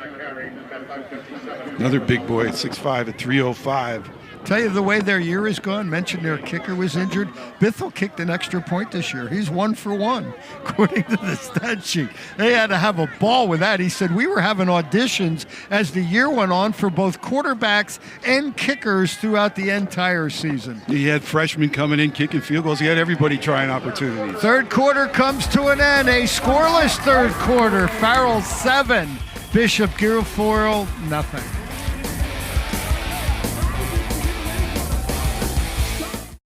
It doesn't matter what part of the state you're from. One thing is certain. Pennsylvania loves sports. On the first Friday of the month, PCN takes you inside the lines at 6:30 p.m. PCN delivers insight from the people who cover sports from every corner of the Commonwealth. From high school to college to professional sports, PCN takes you inside the lines. Learn more at PCNTV.com. For over 25 years, PCN is proud to bring you exciting moments of Pennsylvania sports. From touchdowns to double plays to the butterfly stroke, PCN brings all the action right to you. PCN is a 501c3 nonprofit television network that receives no state or federal funding. Please consider a tax-deductible donation today. PCN is Pennsylvania Sports.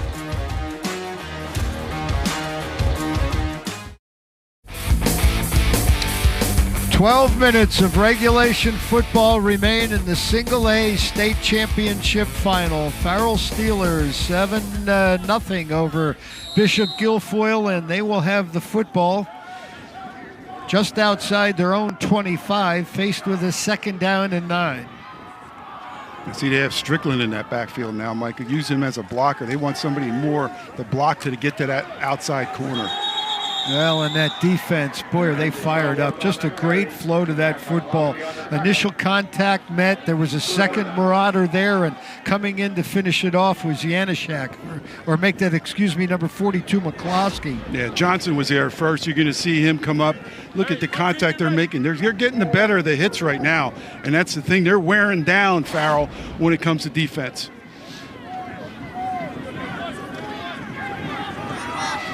Do you risk putting the ball in the air if you're Farrell here? Leading 7-0. Raver is left alone in the backfield. Last time they did that, they ran him on a quarterback draw. And that's exactly what they're doing again, trying to bounce it to the outside, surrounded by a number of purple jerseys. Keegan Myrick up to make the tackle.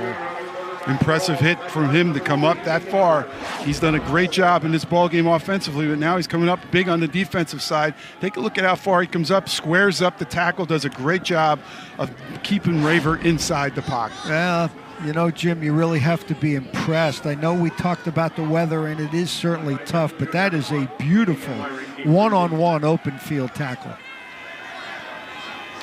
You can't complain about tackling today. This has been an outstanding defensive ball game from both sides. The tackling has been tremendous. Hilton in punt formation. Much better snap from center. They've got the block. It was 57 Maloney. Then picking it up and heading towards the end zone was Donahue. Special teams for the Marauders. Well, they finally got the snap to go well, but then they didn't get the blocking to go well. You got to have both if you're going to be successful in special teams. And you're going to take a shot right up the middle. That's the thing. They had a lot of guys in position to make that block. That was very weak blocking on the side of Farrell that time, and it cost them dearly. Ironically, Jim, that maybe have been the best snap from center on some of the punts, but the Marauders able to get in there with the block and now start first and goal from the 5.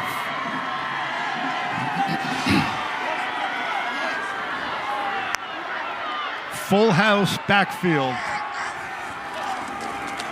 Myrick counters to the backside, slips a defender in the backfield, but he's going to be thrown for a loss. Anthony Jackson was the first guy there to slow him down before Taden Strickland came in to finish him off. Yeah, Jackson got that hand in there first, and that was the key, because I think if he doesn't get that hand in there, Mike, he had an opportunity to go into the goal line. Connor Kiesewetter has the plays from the sidelines. Second down and goal. Extra blockers to his left. Myrick finds an opening, dives forward, spotted down at the 1. They had Johnson back that time in the backfield to give him an extra block inside. I don't know if this play's designed to go. This is good vision by Myrick. You saw the 2 lead blockers on the left side. They're looking to go left. The hole developed right. Myrick showing that good vision.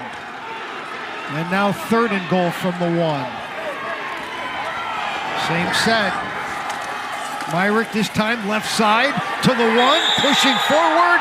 Touchdown, Bishop Guilfoyle. We got a good push from McCluskey back there. Really did a nice job of getting him back of that pile and pushing it in. Now, question for you. This is a team we mentioned they've been injured at that kicker position. They have 18 two-point conversions on the year and only 11 extra points. And it looks like it's going to be an extra point attempt. Devin Wyatt, the young man we talked about, 6 for 7 extra points on the year, 2 for 2 field goals, including that 20-yarder last week. Nothing to gimme here. Kick is perfect. And we are tied at 7 and a marker out, as it looked like there was action around the kicker Wyatt, and I believe it's going to be roughing the kicker as well. Yes, it is. Yeah, he's going to be roughing the kicker. They're going to be right here as he gets rolled on at the end. That's going to be taking place on the kickoff. So momentum changes with the big turnover. We talked about turnovers all game long. Special teams were going to be the situation, and a block punt creates an opportunity for Bishop Guilfoyle to put it in the end zone. We have running into the kicker. We're going to take a look at it here. He gets one step and it's blocked. Great job with the block, and then coming up with the football. And again, 3 plays, 5 yards, a 1-yard run by Merrick to put it away, with McCluskey doing a good job of pushing there. You see McCluskey pushing from the backside. Did a good job helping him getting in. How about the year Jack Donahue's having number 74? He's got a couple interceptions, the fumble recovery. That evens up the turnovers. Well, not really a turnover. That's a block kick. That's a special teams play there. But both teams, as we mentioned, great in that statistics, and kudos to Bishop Guilfoyle. You got the sense as the game was wearing on that their special teams, trying to zero in on that, found a way, Jim, to produce some points here in this football game. Well, everybody was worrying on the Farrell sideline about the snap, and the snap, as you said, was probably the best one of the game, and it was a breakdown in blocking that really caused them to have that block take place. You talked about it earlier, Justin Wheeler in his 9th year. Those 3 wins in 2014, 2015, and 2016. All undefeated football teams, and superbly talented. This group, just a bunch of grinders. And boy, we're seeing that here. I mean, this has been an uphill battle this entire game. Absolutely, for them, it's been an uphill battle.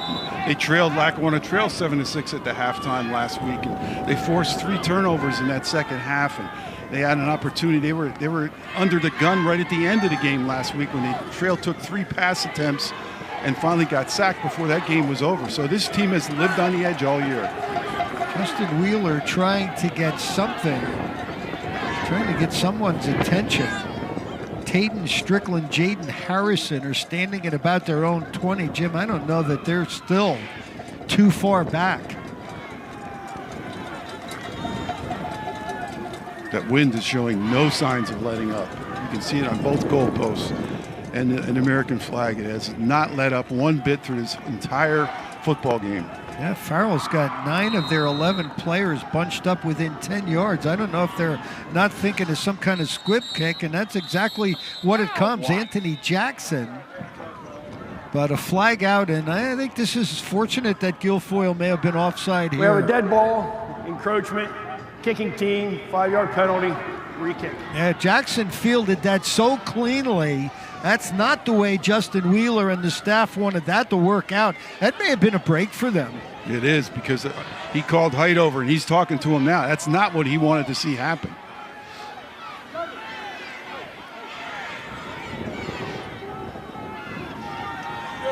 .9:05 remaining fourth quarter. Two teams that played low-scoring games last week. Steelers winning 13-10 over Clareton. Bishop Guilfoyle winning 11-7 over Lackawanna Trail. This one, a line drive is mishandled. Still winds up in the hands of Anthony Jackson. And will be brought down at the 40. You guessed it, number 42, Zach McCloskey. Good field position here again for Farrell, so we'll see what they can do with it as Jackson is slow to get up off the ground.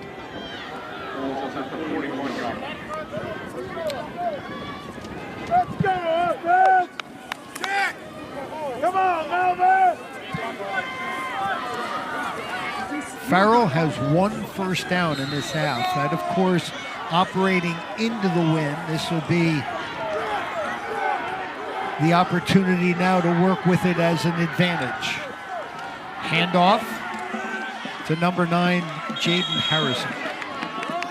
And success to the tune of about 8 yards. Well, this is going to be the thing right now. If you're Farrell, you're really doing a number on that offensive line. You're saying, you got to be able to open up some holes for us here. We got to be able to move the sticks. We got to be able to get some first downs here.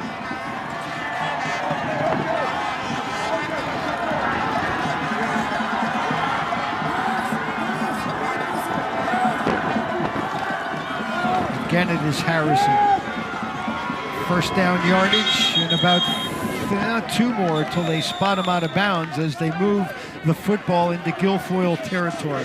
Harrison gives you a little bit more of the speed effect, obviously. That's why they call him lightning. So the thing of it is, he gives you that more of that outside effect. He got to the outside very, very quickly and then turned it upfield as he was getting a little bit of a block upfield by number 5 there, Omar Stewart Jr., the son of the defensive coordinator.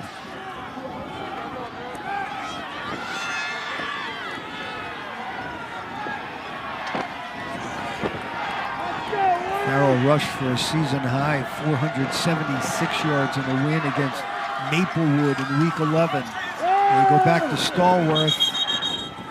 Couldn't get around that outside.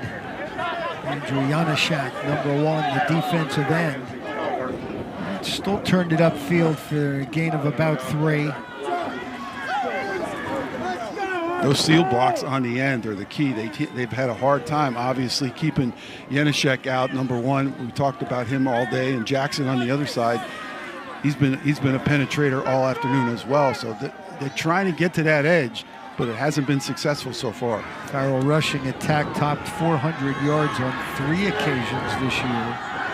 407 against Mercer, 433 against Tussey Mountain, and free is Harrison. Chopped down as he gets to the 30. There is Myrick once again, who's been everywhere for the Marauders. That time you saw where the speed takes place. He saw a little bit of a crack and took it right up through the middle. Watch it right here. He was going to go to the outside, then looked inside and saw that big hole, that big opening up through there. Well, your concern here too, and I'm sure for Justin Wheeler, is we talked about his concern about the size of that front. it really becomes evident when you get into these fourth quarter scenarios as a flag out on the play blows this play dead. It's going to be against Farrell. False start, offense, 5-yard penalty, still first down. Well, again, we see another penalty. Neglect drives that were on first down. So now, again, starting from that 1st and 15 opportunity, which isn't really good when you just run the football.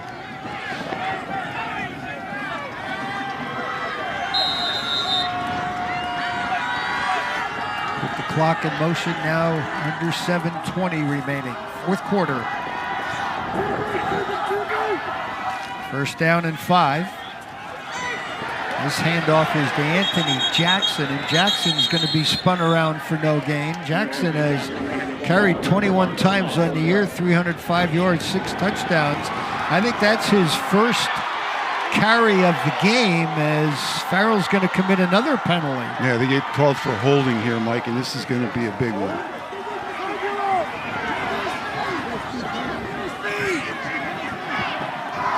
We have holding, offense, 10-yard penalty from the spot, repeat first down. That's 8 penalties, 65 yards against the Steelers here in this game. It's going to set up a 1st and 27. And that was the first carry of the game for Jackson.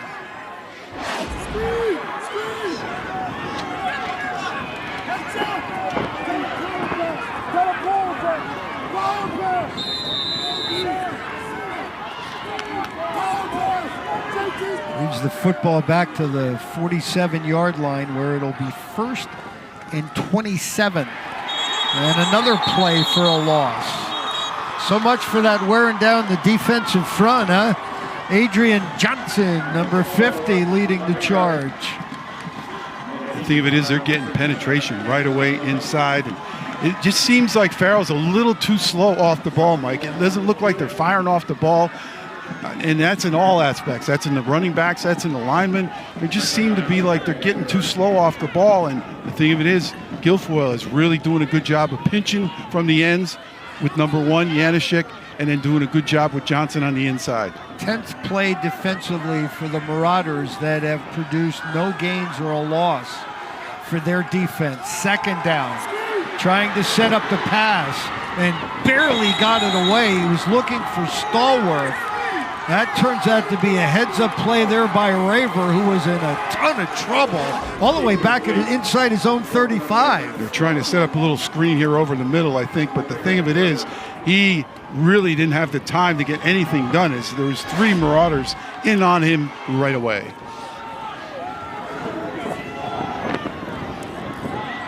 Now 3rd down. They need to get the football to the 20-yard line. And at this point here, you're hoping, if you're the Steelers, to just pick up something positive, give you the opportunity to go for it on 4th. And they are looking for a bunch, and the throw is nearly caught. Right on the money into double coverage. Hilton had a step, but he just couldn't get the ball to get in his hands at the end. That was a great pass. Excellent pass by Raver. And he laid it right where he needed to lay it. Look at, you're going to see it right here. He just lays that one right where he needs to. And you see Hilton had a step. He had the step. He got the ball in his hands, just couldn't hold on to it. He'll replay that. Was a gutsy call, Mike. He'll replay that. I like the call. I mean, heck, you're third and forever. You know, a lot of teams will try and chunk and maybe get 10 or 15 of that. They were able to get a man behind the defense. Now we have a different. We do have a different punter. Different punter. Because I think Hilton got hurt on that play. This is going to be Christian Hartley has punted, and a nice job of getting that ball out of there. Good job. What a good job by Hartley. Hartley was a young man who played some quarterback earlier this year. Step aside. 5:53 to go. We're going down the stretch in a 7-7 football game. For less than the cost of a stylish coffee, you can support PCN and our programming. With your donation, you help bring Pennsylvania's history and culture, politics and policy, and the best of Pennsylvania sports to all of the Keystone States residents. Please consider a monthly gift to help PCN continue to be everything Pennsylvania.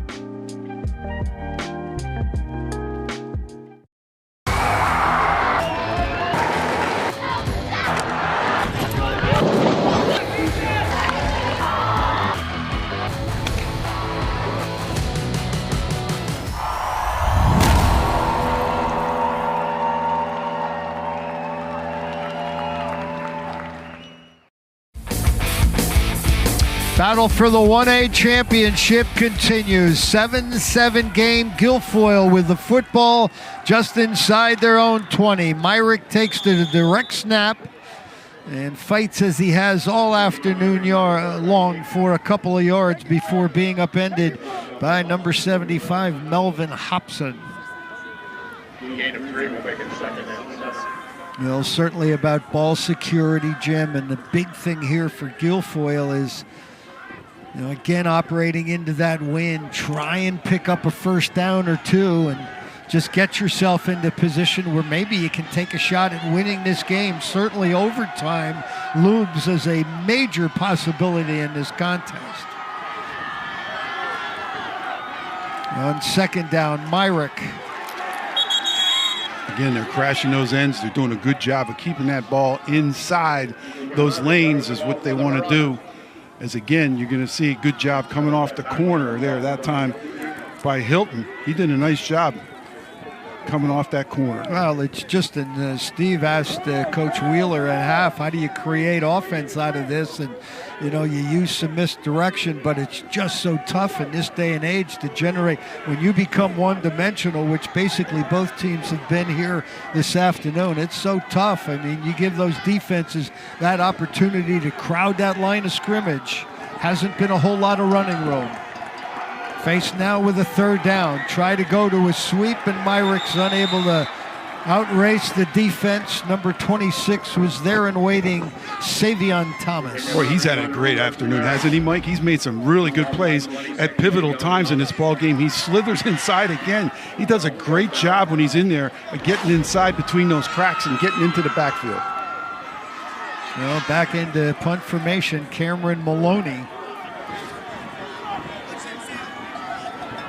Maloney, the starting nose tackle. How many nose tackles do you know have punted? And this one, end over end, it's going to bounce back towards Guilfoyle. Good attempt there. 15-yard punt. By Maloney. Nice job. So Farrell will start from the 35-yard line. 3:46 to go in regulation. The Steelers one play away from breaking this open. This is the thing. They've been running that ball to the outside, getting some effect, but not getting that full effect where he can cut it back and go upfield. They're one play away from being able to put that into motion.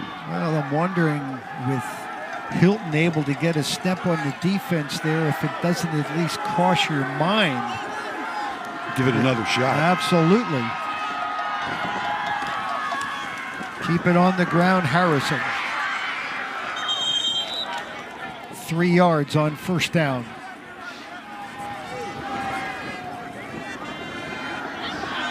Yanishak.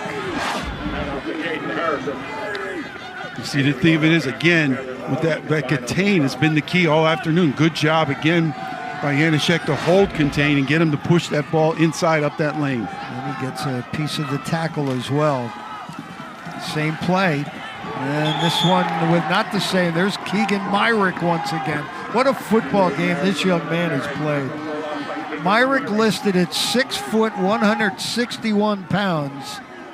He is one of those 18 juniors we referenced, and putting on quite a show on both sides of the football this afternoon. And he's got great speed because he's coming from deep in that backfield. He's deep in that defensive backfield and come up to make these plays sometimes. Lost back to the original line of scrimmage where it'll be third down. Going to call timeout here with Bishop Guilfoyle. I don't think Coach Wheeler liked the defensive set he was in. This is the third time in the game that Farrell will have a chance to start in Bishop Guilfoyle territory. First time was at the 22 after the fumble recovery. They scored or after the interception, we scored a touchdown, and then after the fumble took over in the 49. But then they wound up fumbling, and then this drive here, we'll see where it takes us.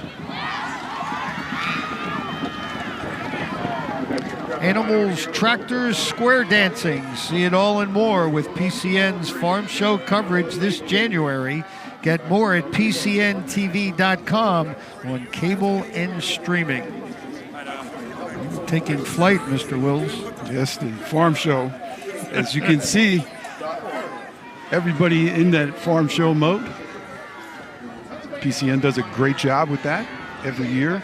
What an effort by these young men here this afternoon. I tell you, this weather is not conducive to being outside at all, let alone trying to play football and protect the football and try and win a state championship. Both teams still with that hope alive. Farrell faced now with 3rd down and 10. Hilton is split to the wide of the formation. He's the guy that got some separation. They go to an option near side, and Stallworth's going to be thrown for a loss. It is Keegan Myrick again. I was going to say, guess who came up? But they put him out in that outside linebacker position, and then all of a sudden, they did a great job of really getting off their blocks, and Myrick gets up there first. And as I said, Mike, Farrell's just a little bit slower getting into those positions, those plays just a little bit slower getting going. And I'll tell you what, this guy has done a great job of recognizing all of he needed to recognize here this afternoon. And what a great job of coaching. That's the first time they ran that play all afternoon, and Guilfoyle was right there and where they needed to be. They have nobody back here to field this punt.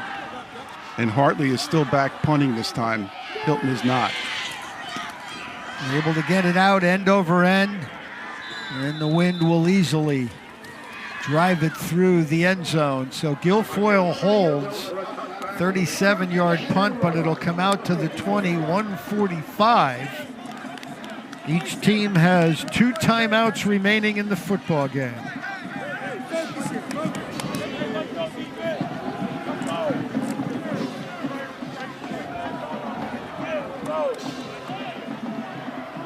Question is, do they take a chance and put it up in the air, Mike, in that wind? That's the big question right now. If you're looking at the Marauders, are they just going to try to pound it and play to overtime?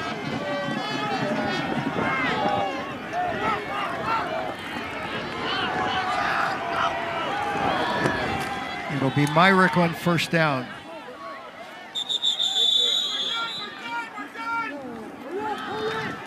Certainly their goal here, I mean, you'd have to, if you're coach with, don't you have to, if you're coach with, don't you have to be thinking overtime here, and a 1st down would probably get you there. They have, if you're Farrell, 2 timeouts to stop the clock. Neither team using a timeout here.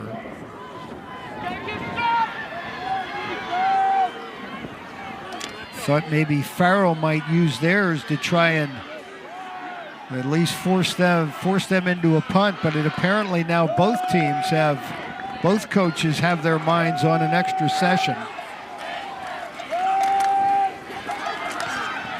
Myrick weaving his way, and now they will use that timeout. Have to at least make them try and punt. Well, again, you got a lot of options if they make them punt. You know, you could have a bad snap, you could get a block punt. A lot of things can happen, so you want to get them to that punting situation. Talked about Bishop Guilfoyle and their great success in this tournament here, but their boys basketball team has 4 state championships, 1930, 37, 1967, 1970. Their girls programs were dominant for a stretch.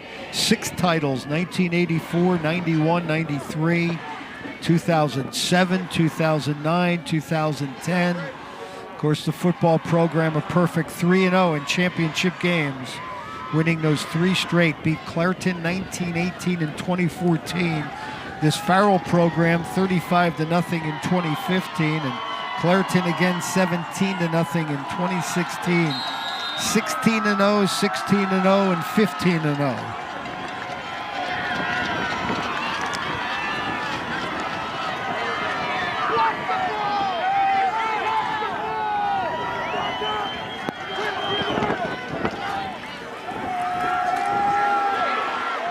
barely getting the handoff there as they tried to get it to McCloskey. It was Anthony Jackson who was almost there to take the handoff. What did I tell you about Jackson this afternoon? He's just been tremendous getting in there inside so early, so often, and they spotted that play happening real quick, and he was there very, very quickly. Jackson, 14 game totals, got a run earlier, 67 tackles. He's recorded a couple interceptions, a couple of fumble recoveries. As of the end of the third quarter, he had 5 tackles this afternoon. Let's go down on the field. Steve Degler. Steve, you didn't get blown away yet, huh? Not yet. It's getting a little worse here, believe it or not. Don't tell me that. You were talking about Guilfoyle and Clairton and their meetings in the state finals. Well, there's a lot of history between Farrell and Clairton as well, too. Preeminent programs in the state of Pennsylvania in Class A. They have met in the state tournament 5 times in the last 12 years. The first 4 times, the Bears came out victorious, and they have won 4 state titles. Well, last week it was Farrell's turn to get the victory, and Coach Anthony Pegee said, we had a lot of guys on the sideline who lost to them before.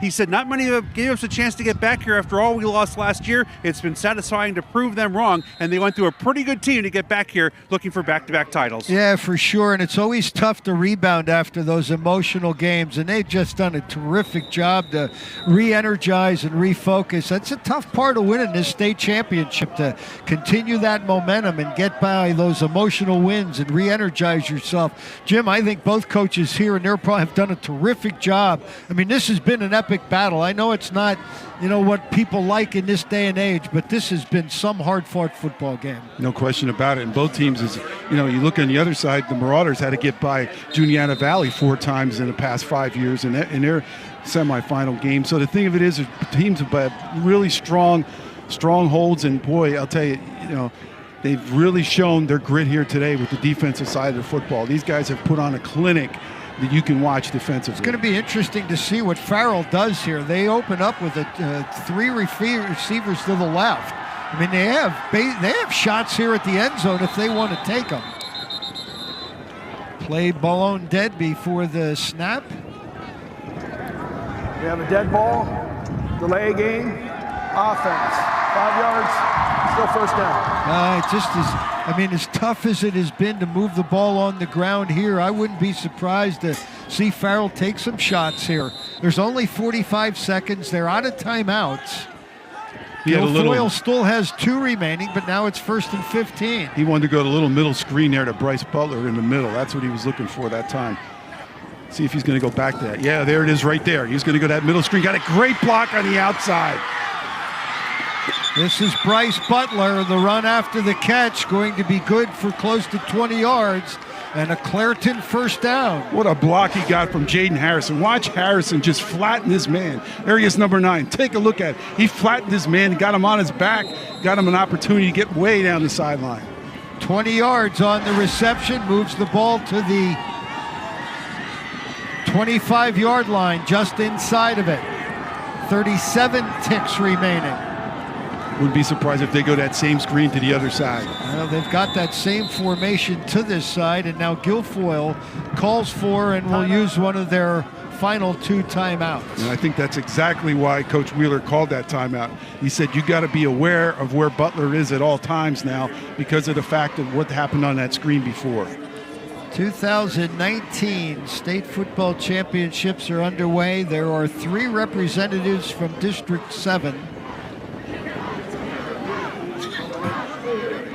2 districts have 2 teams, District 12 and District 2, and there are 5, District 1, 3, 4, 6, and 10, with 1 entry here. And of course, we talked about Wyoming area, Avonworth, and Cheltenham making their first appearances this year. Jim, this is the 4th year for the 6 classifications, and when you talk 3 programs able to get here for the first time, that's exactly what Dr. Bob Lombardi and all of the PI AA officials wanted. They wanted opportunities for other programs and other teams, and we're seeing that happen this year. Yeah, that's why they went to the 6. It's a classification situation where there's more opportunities for more people to experience the football championships, and it's been successful since they went to the 6 classifications.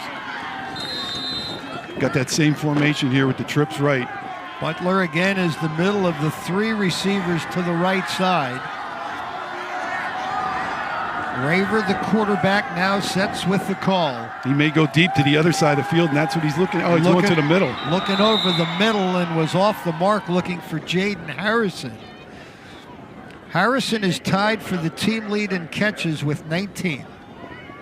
102 yards and 2 TDs. Just to reiterate our point on, even without the weather and the wind, these are two teams that run the football throughout the course of the year. I think he's going to take a shot to Hilton down that sideline again. He's in single coverage on the outside. I think that's the way they're going to look. They're going to try to get him deep in that secondary. 34 seconds to go, second down and 10. Raver, pump fakes, and now scrambles, and they're going to bring him down. Adrian Johnson, number 50, 5.5 sacks on the year, adds another, and they cannot stop the clock. Farrell hustling back to the line of scrimmage. They're going to be offsides. Hilton didn't make it back in time. Hilton never got back on the line of scrimmage, and that'll stop the clock with 14 seconds. On that last play, they tried to send Hilton across the middle of the field, but a good job of coverage by Cooper Rother there that was right with him. Encroachment offense. 5 yards, still third down.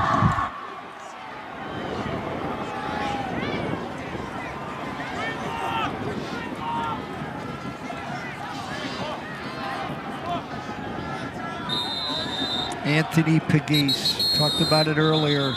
Newly appointed athletic director at the school. He's in his third week. Bishop Guilfoyle, last 1.5. As the AD there. Final timeout used by Guilfoyle. Head football coach. He's the head of maintenance. He was the quarterback on a 1995 state championship team. On the other side, Justin Wheeler, 3 times the coach of the year in the single A classification. Winning streak would carry on to 59 games into the district championship game the following year before they were finally eliminated. Most prolific run in the school's history. What an effort by both these teams. I mean, we use this line, Jim, and I know I say it, it's a shame for one of these teams to not be rewarded with a state championship, but you know, really, that to be a part of something like this, you have to feel that you're a better person when you walk out. I know it's going to be tough for the team that doesn't hoist that gold ball, but they have fought their hearts out here this afternoon. No question. It's been a great job of fighting on both sides of the field, and now I think Coach Wheeler called that timeout because he wants to get double coverage on that right side of the field because he knows they're going to take one shot, only 10 seconds left. They're probably going to go deep on that right side, and he wants double coverage over there. Raver has thrown 13 touchdown passes on the year. He's looking for number 14. They're not going to get it off in time again, are they? No, what happened is Odom went into his stance and made a movement from that wide receiver position. False start, offense, 5-yard penalty, still third down. And again, I don't want to make excuses for people, but the enormity of the situation, the conditions that Steve has documented all afternoon, I mean, this is a tough deal to try and keep your mental focus, trying to run a play maybe here to win a state championship. Well, they have Odom split to the left side again. Hilton to the right. Blitz of 5. Raver fires, launches downfield, and it is nearly caught. Got it on the hands of number 15, Odom.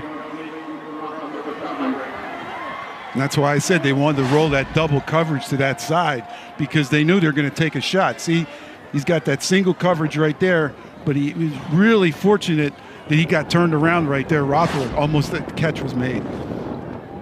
Another good effort there by Raver. He had it in a position where his guy could make a play on it. Hey, Raver's thrown some good passes down in that direction, Mike. Well, and this goes all the way back to the coin toss in this game.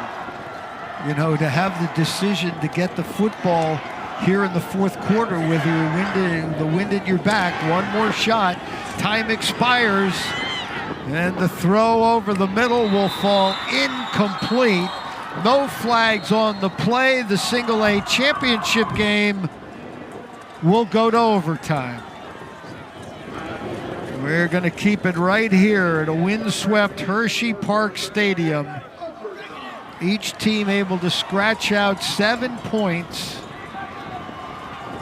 Well, in that last play, they went to Hilton. Here Across are the middle. your overtime rules in Pennsylvania. The coin toss to determine offense or defense. You win that toss.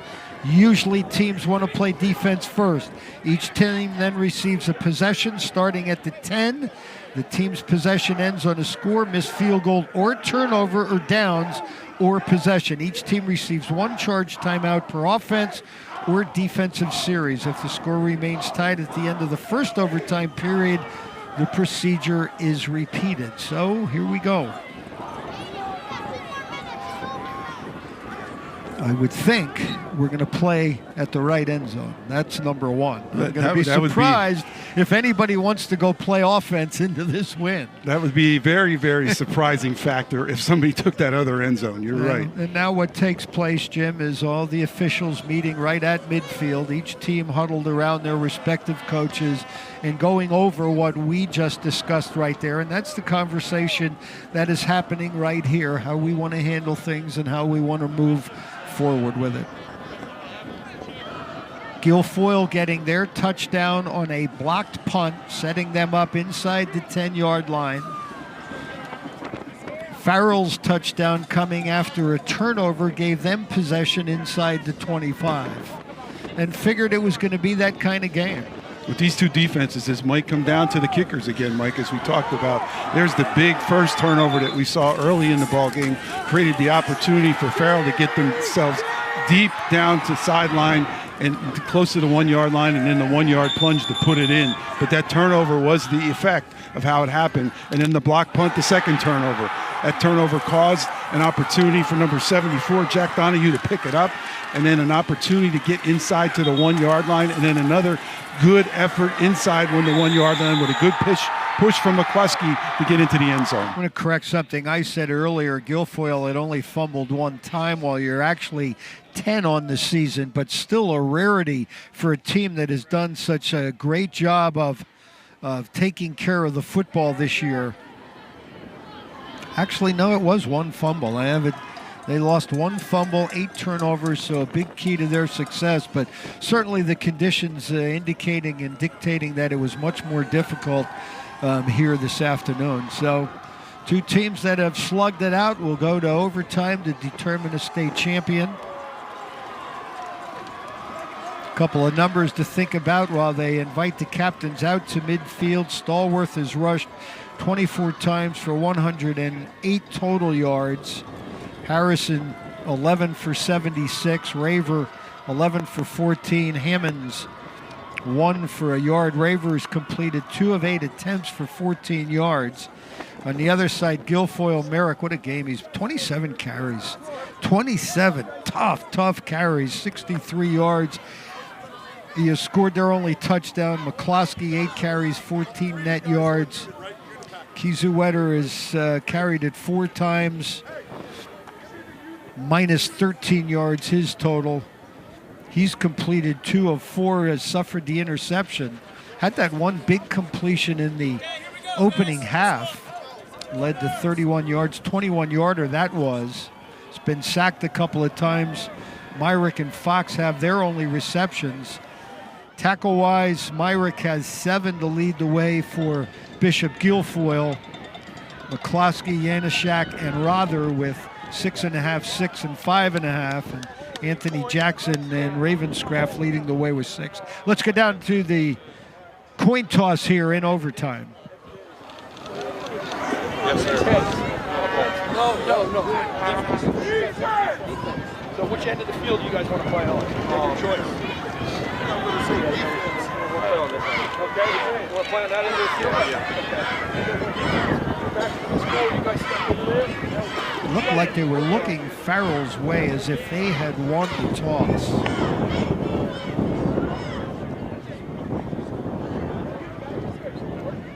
I think Farrell won the toss here. We didn't get it exactly, but Farrell, I believe, has won the toss. We make our stop. And elected to play defense. Let's see if we get an announcement with it. And it looks like, Jim, they do want to play. Guilfoyle choosing, obviously going to be on offense first, and they did choose to go into the wind. Interesting decision.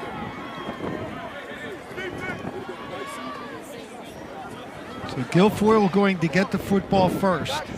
Boy, and we have seen it time and again. That team, that second team to get the football has so many options that they can control in terms, of going for two and a win. Do we see that play out here? First things first, is each team going to try and find the end zone, which has not been easy to do. As I said, this is where the Farrell defense gets so very, very tough inside that 10-yard line. Their red zone defense has been superb all year, so this is going to be a classic matchup.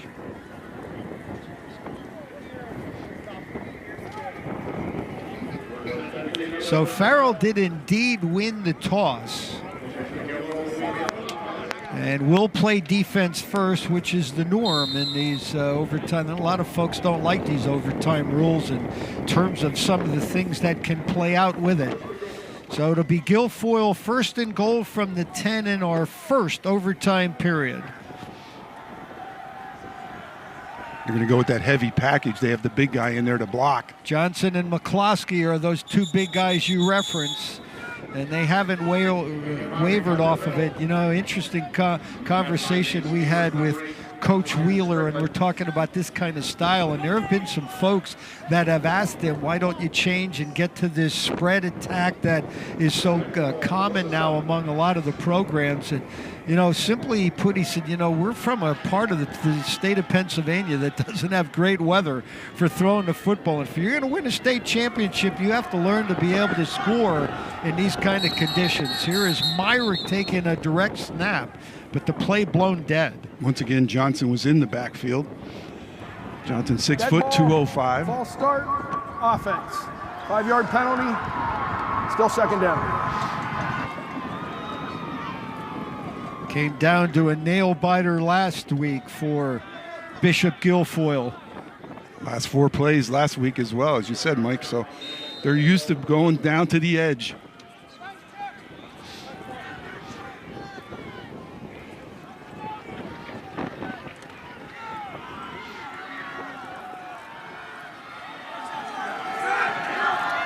Hustle up to that line of scrimmage. Myrick takes the direct snap. And a scrum pushing towards, they're going to spot him down at the 6-yard line where it'll be third down.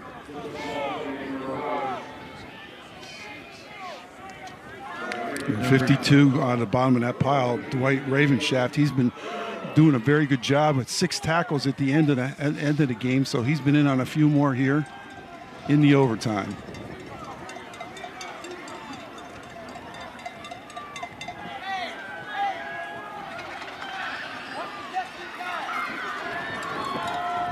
Play clock's down to 10. Certainly cannot afford another 5-yard penalty here. Play clock now at 4. You get an extra timeout, and I believe Guilfoyle's going to use it. Timeout, Farrell. No, it was Farrell that may have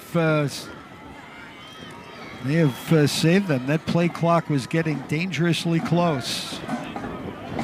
7-7, we're in overtime if you're just joining us. Bishop Guilfoyle, the District 6 champions. Devin Wyatt, 2 for 2 on field goals on the year, so he went down to get himself ready, so it's an opportunity there. Thanks to Bob McCool, dialing up some stats here. Last overtime game in the Single A Championship came in 2013. North Catholic beating Old Forge 15-14. North Catholic, the District 7 rep, Old Forge out of District 2. 2013, last time we were in overtime here in the Single A Championship game.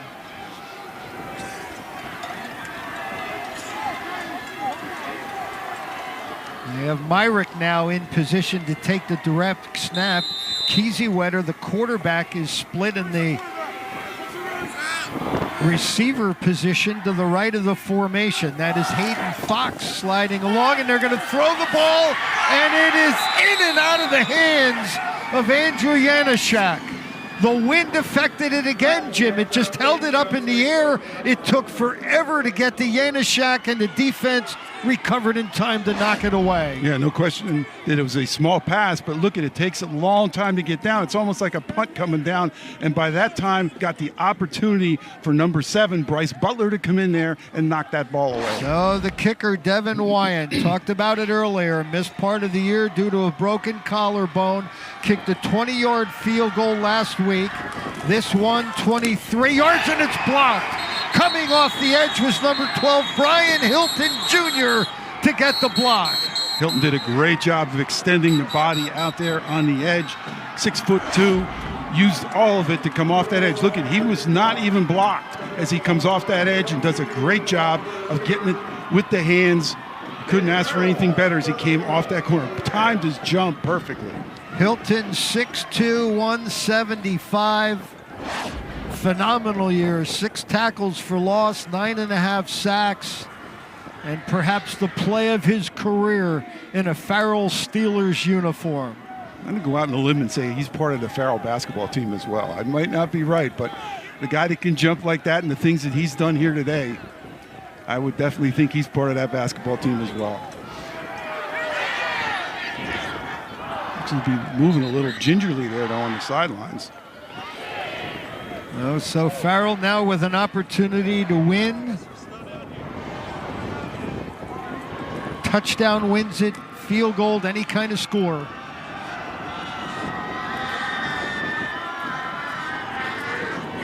And by no means a gimme here, Jim, that they find the end zone. Start from the 10-yard line. One of the things we haven't seen out of them this afternoon is that full house backfield with them, with the quarterback running the ball.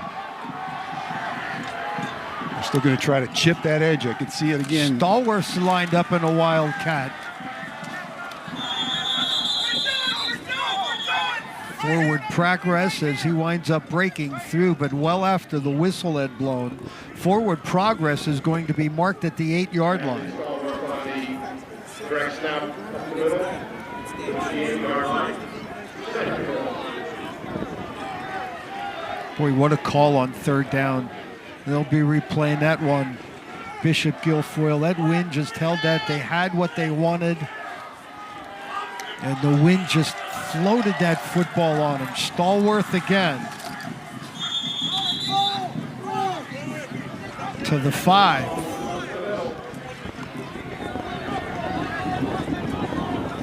They're getting a good push on that right side, especially with those 2 guys they have set back. But the thing of it is, they need a bigger push here because this is a strong 5 to get into the end zone.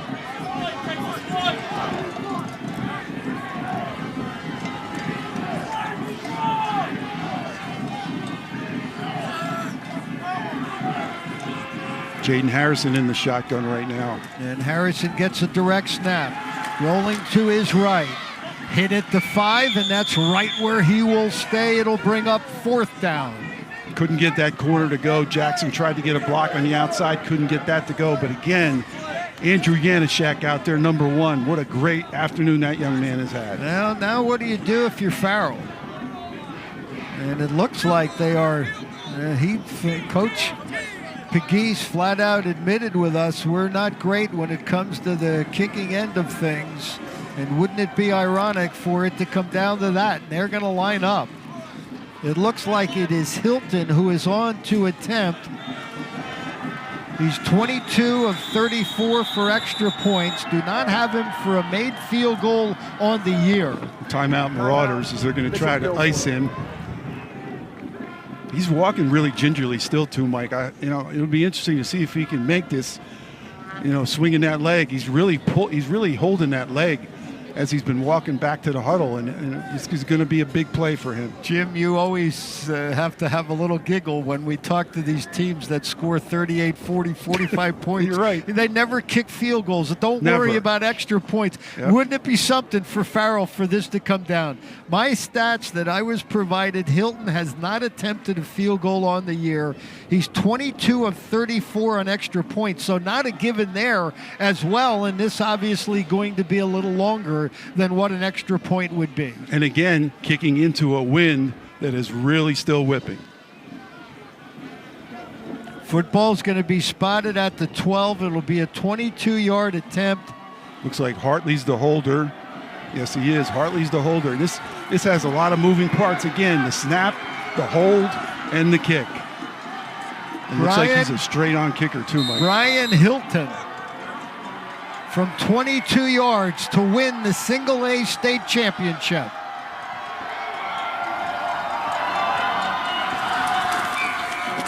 Kick is up. It is high. Wind has a hold of it, and it is barely good. Finds its way through the uprights, and Farrell will repeat as a state champion. Well, how appropriate for a game that, as Bob McCool said at halftime, it looks like it was in black and white. A straight-on kicker kicks and a field goal to win the football game. Jim, when that football finally came down, it was coming back. It was coming backwards. I've seen fair catches that were easier than that, the way that ball hung up in the air. Ball shot straight up in the air, and obviously the disappointment on the other end. What a way to lose, you're right. We knew Mother Nature was going to have an effect. Farrell in overtime, 10-7.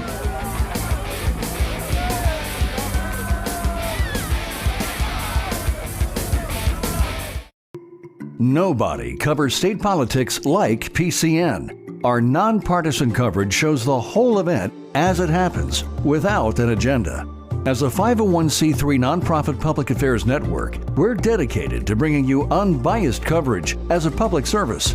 If you're tired of negative politics and mudslinging ads and want to continue to see the whole story, donate to PCN today.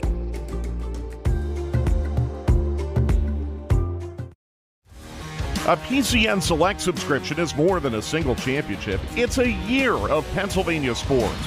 PCN Select is a great value for all seasons. Previous PIAA championships, sports profiles, inside the lines, PA books about Pennsylvania sports, and PCN Sports Classics, all on demand. Check out PCNTV.com for more details. PCN is Pennsylvania sports.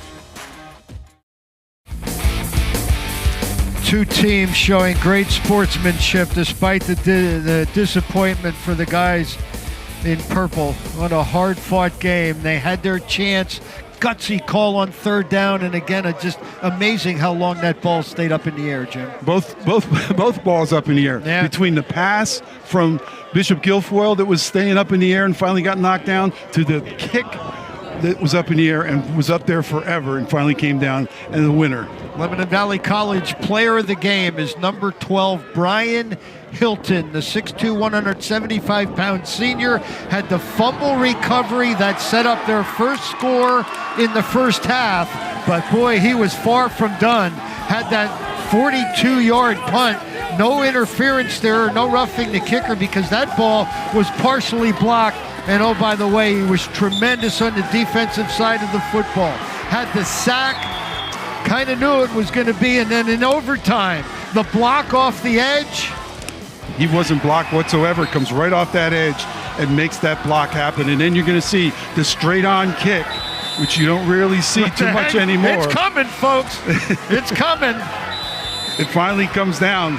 You can tell how long they were waiting to see that ball come down. Player of the game presented by Lebanon Valley College, listed number 1 in Pennsylvania for job placement. Lebanon Valley College will get your career ready. Visit the campus and find out why their students are so successful. Undergraduate and graduate programs available for traditional and adult learners. Visit lvc.edu.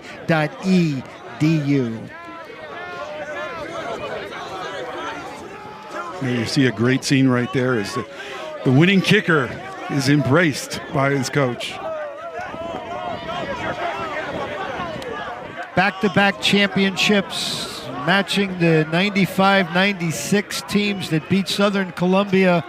A win last year against Lackawanna Trail and this afternoon against Bishop Guilfoyle. These young men right here, Jim Wills, have nothing to be ashamed about. No question about it. And Anthony Pegues puts his name in that record books, Michael, as a player and a coach to win a state championship. Yes, he does. Steve Degler talked about it early. Eric Kasparovich, head coach at Pine Grove a couple of years ago, 2017, won as a player North Hills as a quarterback in 93. Harold Fairclough, Central Catholic 2010 as their head coach. His alma mater in 93, so he joins Coach Fairclough as the only two to do it at their alma mater as a player and a coach. That's a pretty special thing. And there you see that championship trophy being hoisted by the Steelers. First time that Guilfoyle will taste defeat in the championship game. Fourth win in the finals for Farrell. Against two losses, lost to Marian Catholic their first time here, and they atoned for that 2015 setback at the hands of Bishop Guilfoyle, but certainly didn't come easy here this afternoon. It's a hard-fought defensive football game. If you like defensive football games, this is the tape you want to watch, because there were some great hits, some tremendous tackling, and a very, very good defensive job on both sides. It's very rare that you can say you go into a ball game and say both defenses were outstanding. Lost their first two games of the year and have now rattled off 14 consecutive victories to win a state championship. And we have told that story before, Jim. There have been a lot of programs that lose an opener, lose their first two, and come back and battle and put it back together and wind up winning the state championship. Well, especially the way it's set up now, you get that opportunity a lot of times in your league to play two teams that are outside of your leagues. So you try to get the two best teams you have. We're going to see a team tomorrow. Southern Columbia played two great teams, one from South Carolina in the opening games of the year. So everybody tries to do that now, but they always come back and then run that string in their league. Steve Degler with some comments from our winners here. All right, Mike, thank you very much. Start with Brian Hilton, who kicked the game-winning field goal. What did it feel like when it left your foot? It felt like something I can't explain. I just gave it all I got, and good things came out. Go back on defense on the first play of overtime when you blocked the field goal. What were you thinking coming off the edge there? I just got to get the block. That's all I was thinking at that moment. So just gave it everything I got. Coaches told me go get the block. I had to go get it. How tough of game was this between you and Guilfoyle today? It was a very tough game. With the block punt they got against me, I had to make up for it. So yeah, they gave us some good competition. I think you made up for it, more than made up for it. Congratulations on the win. Thank you. Coach Pegues, one of the few to win it as a player and as a head coach. What does this mean to you? Oh my gosh, it feels so good, especially for my seniors. It's not never about me. I know I did it as a player and a coach, but it's never about me. It's always about these kids, and these kids putting this effort in, and it's all about them. So which one's sweeter then, as a coach or as a player?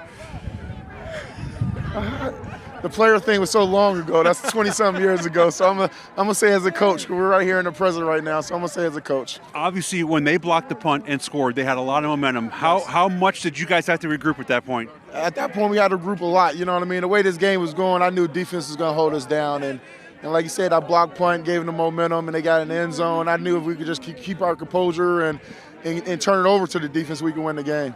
Your defense has been the story all year, and they certainly came through again for you today. Yes, I'm going to praise Coach Omar Stewart once again. You know what I mean? That guy has the game plan, and he has those troops playing really hard, and defense wins championships. Congratulations on this title. Oh, thank you. I really appreciate it. Mike and Jim, back upstairs to you. Steve, thank you very much. Jim's defenses certainly win championships in the state of Pennsylvania, and certainly being able to run the football as well. Just a hard-fought game here between two very good programs. No question about it. There you see last year's coach Samuels, and he came down here to see if his guys could do it again, and he witnessed the field goal that won it for the Farrell Steelers. Certainly hope you enjoyed it. Our 4A title game tonight at 7 o'clock. If you're watching us live, Thomas Jefferson and Dallas will have it for you live here on the Pennsylvania Cable Network. Matt Hall helping to direct and produce along with Donnie Long. We dusted off Mr. Long to join us here on SEC TV2 as well. On behalf of Steve Degler, Jim Wills, Bob McCool, our halftime guys, for all of us here at the Pennsylvania Cable Network, congratulations to Farrell, your 2019 Single A champion. I'm Mike Zambelli. Thanks for joining us. We'll see you for more football later on this evening.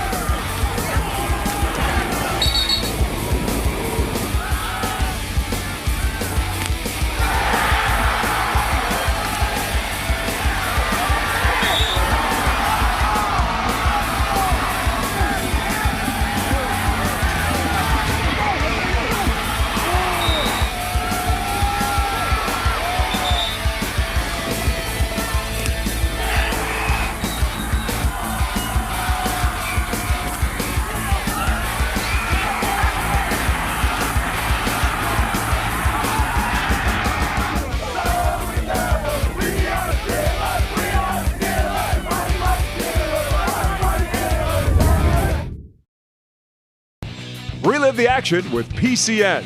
Did you know you can rewatch this and other PWA championships with the PCN Select streaming service? Subscribe and stream on all your favorite devices. You can also purchase digital downloads, Blu-rays, and DVDs of PWA Sports Championships on the PCN Store.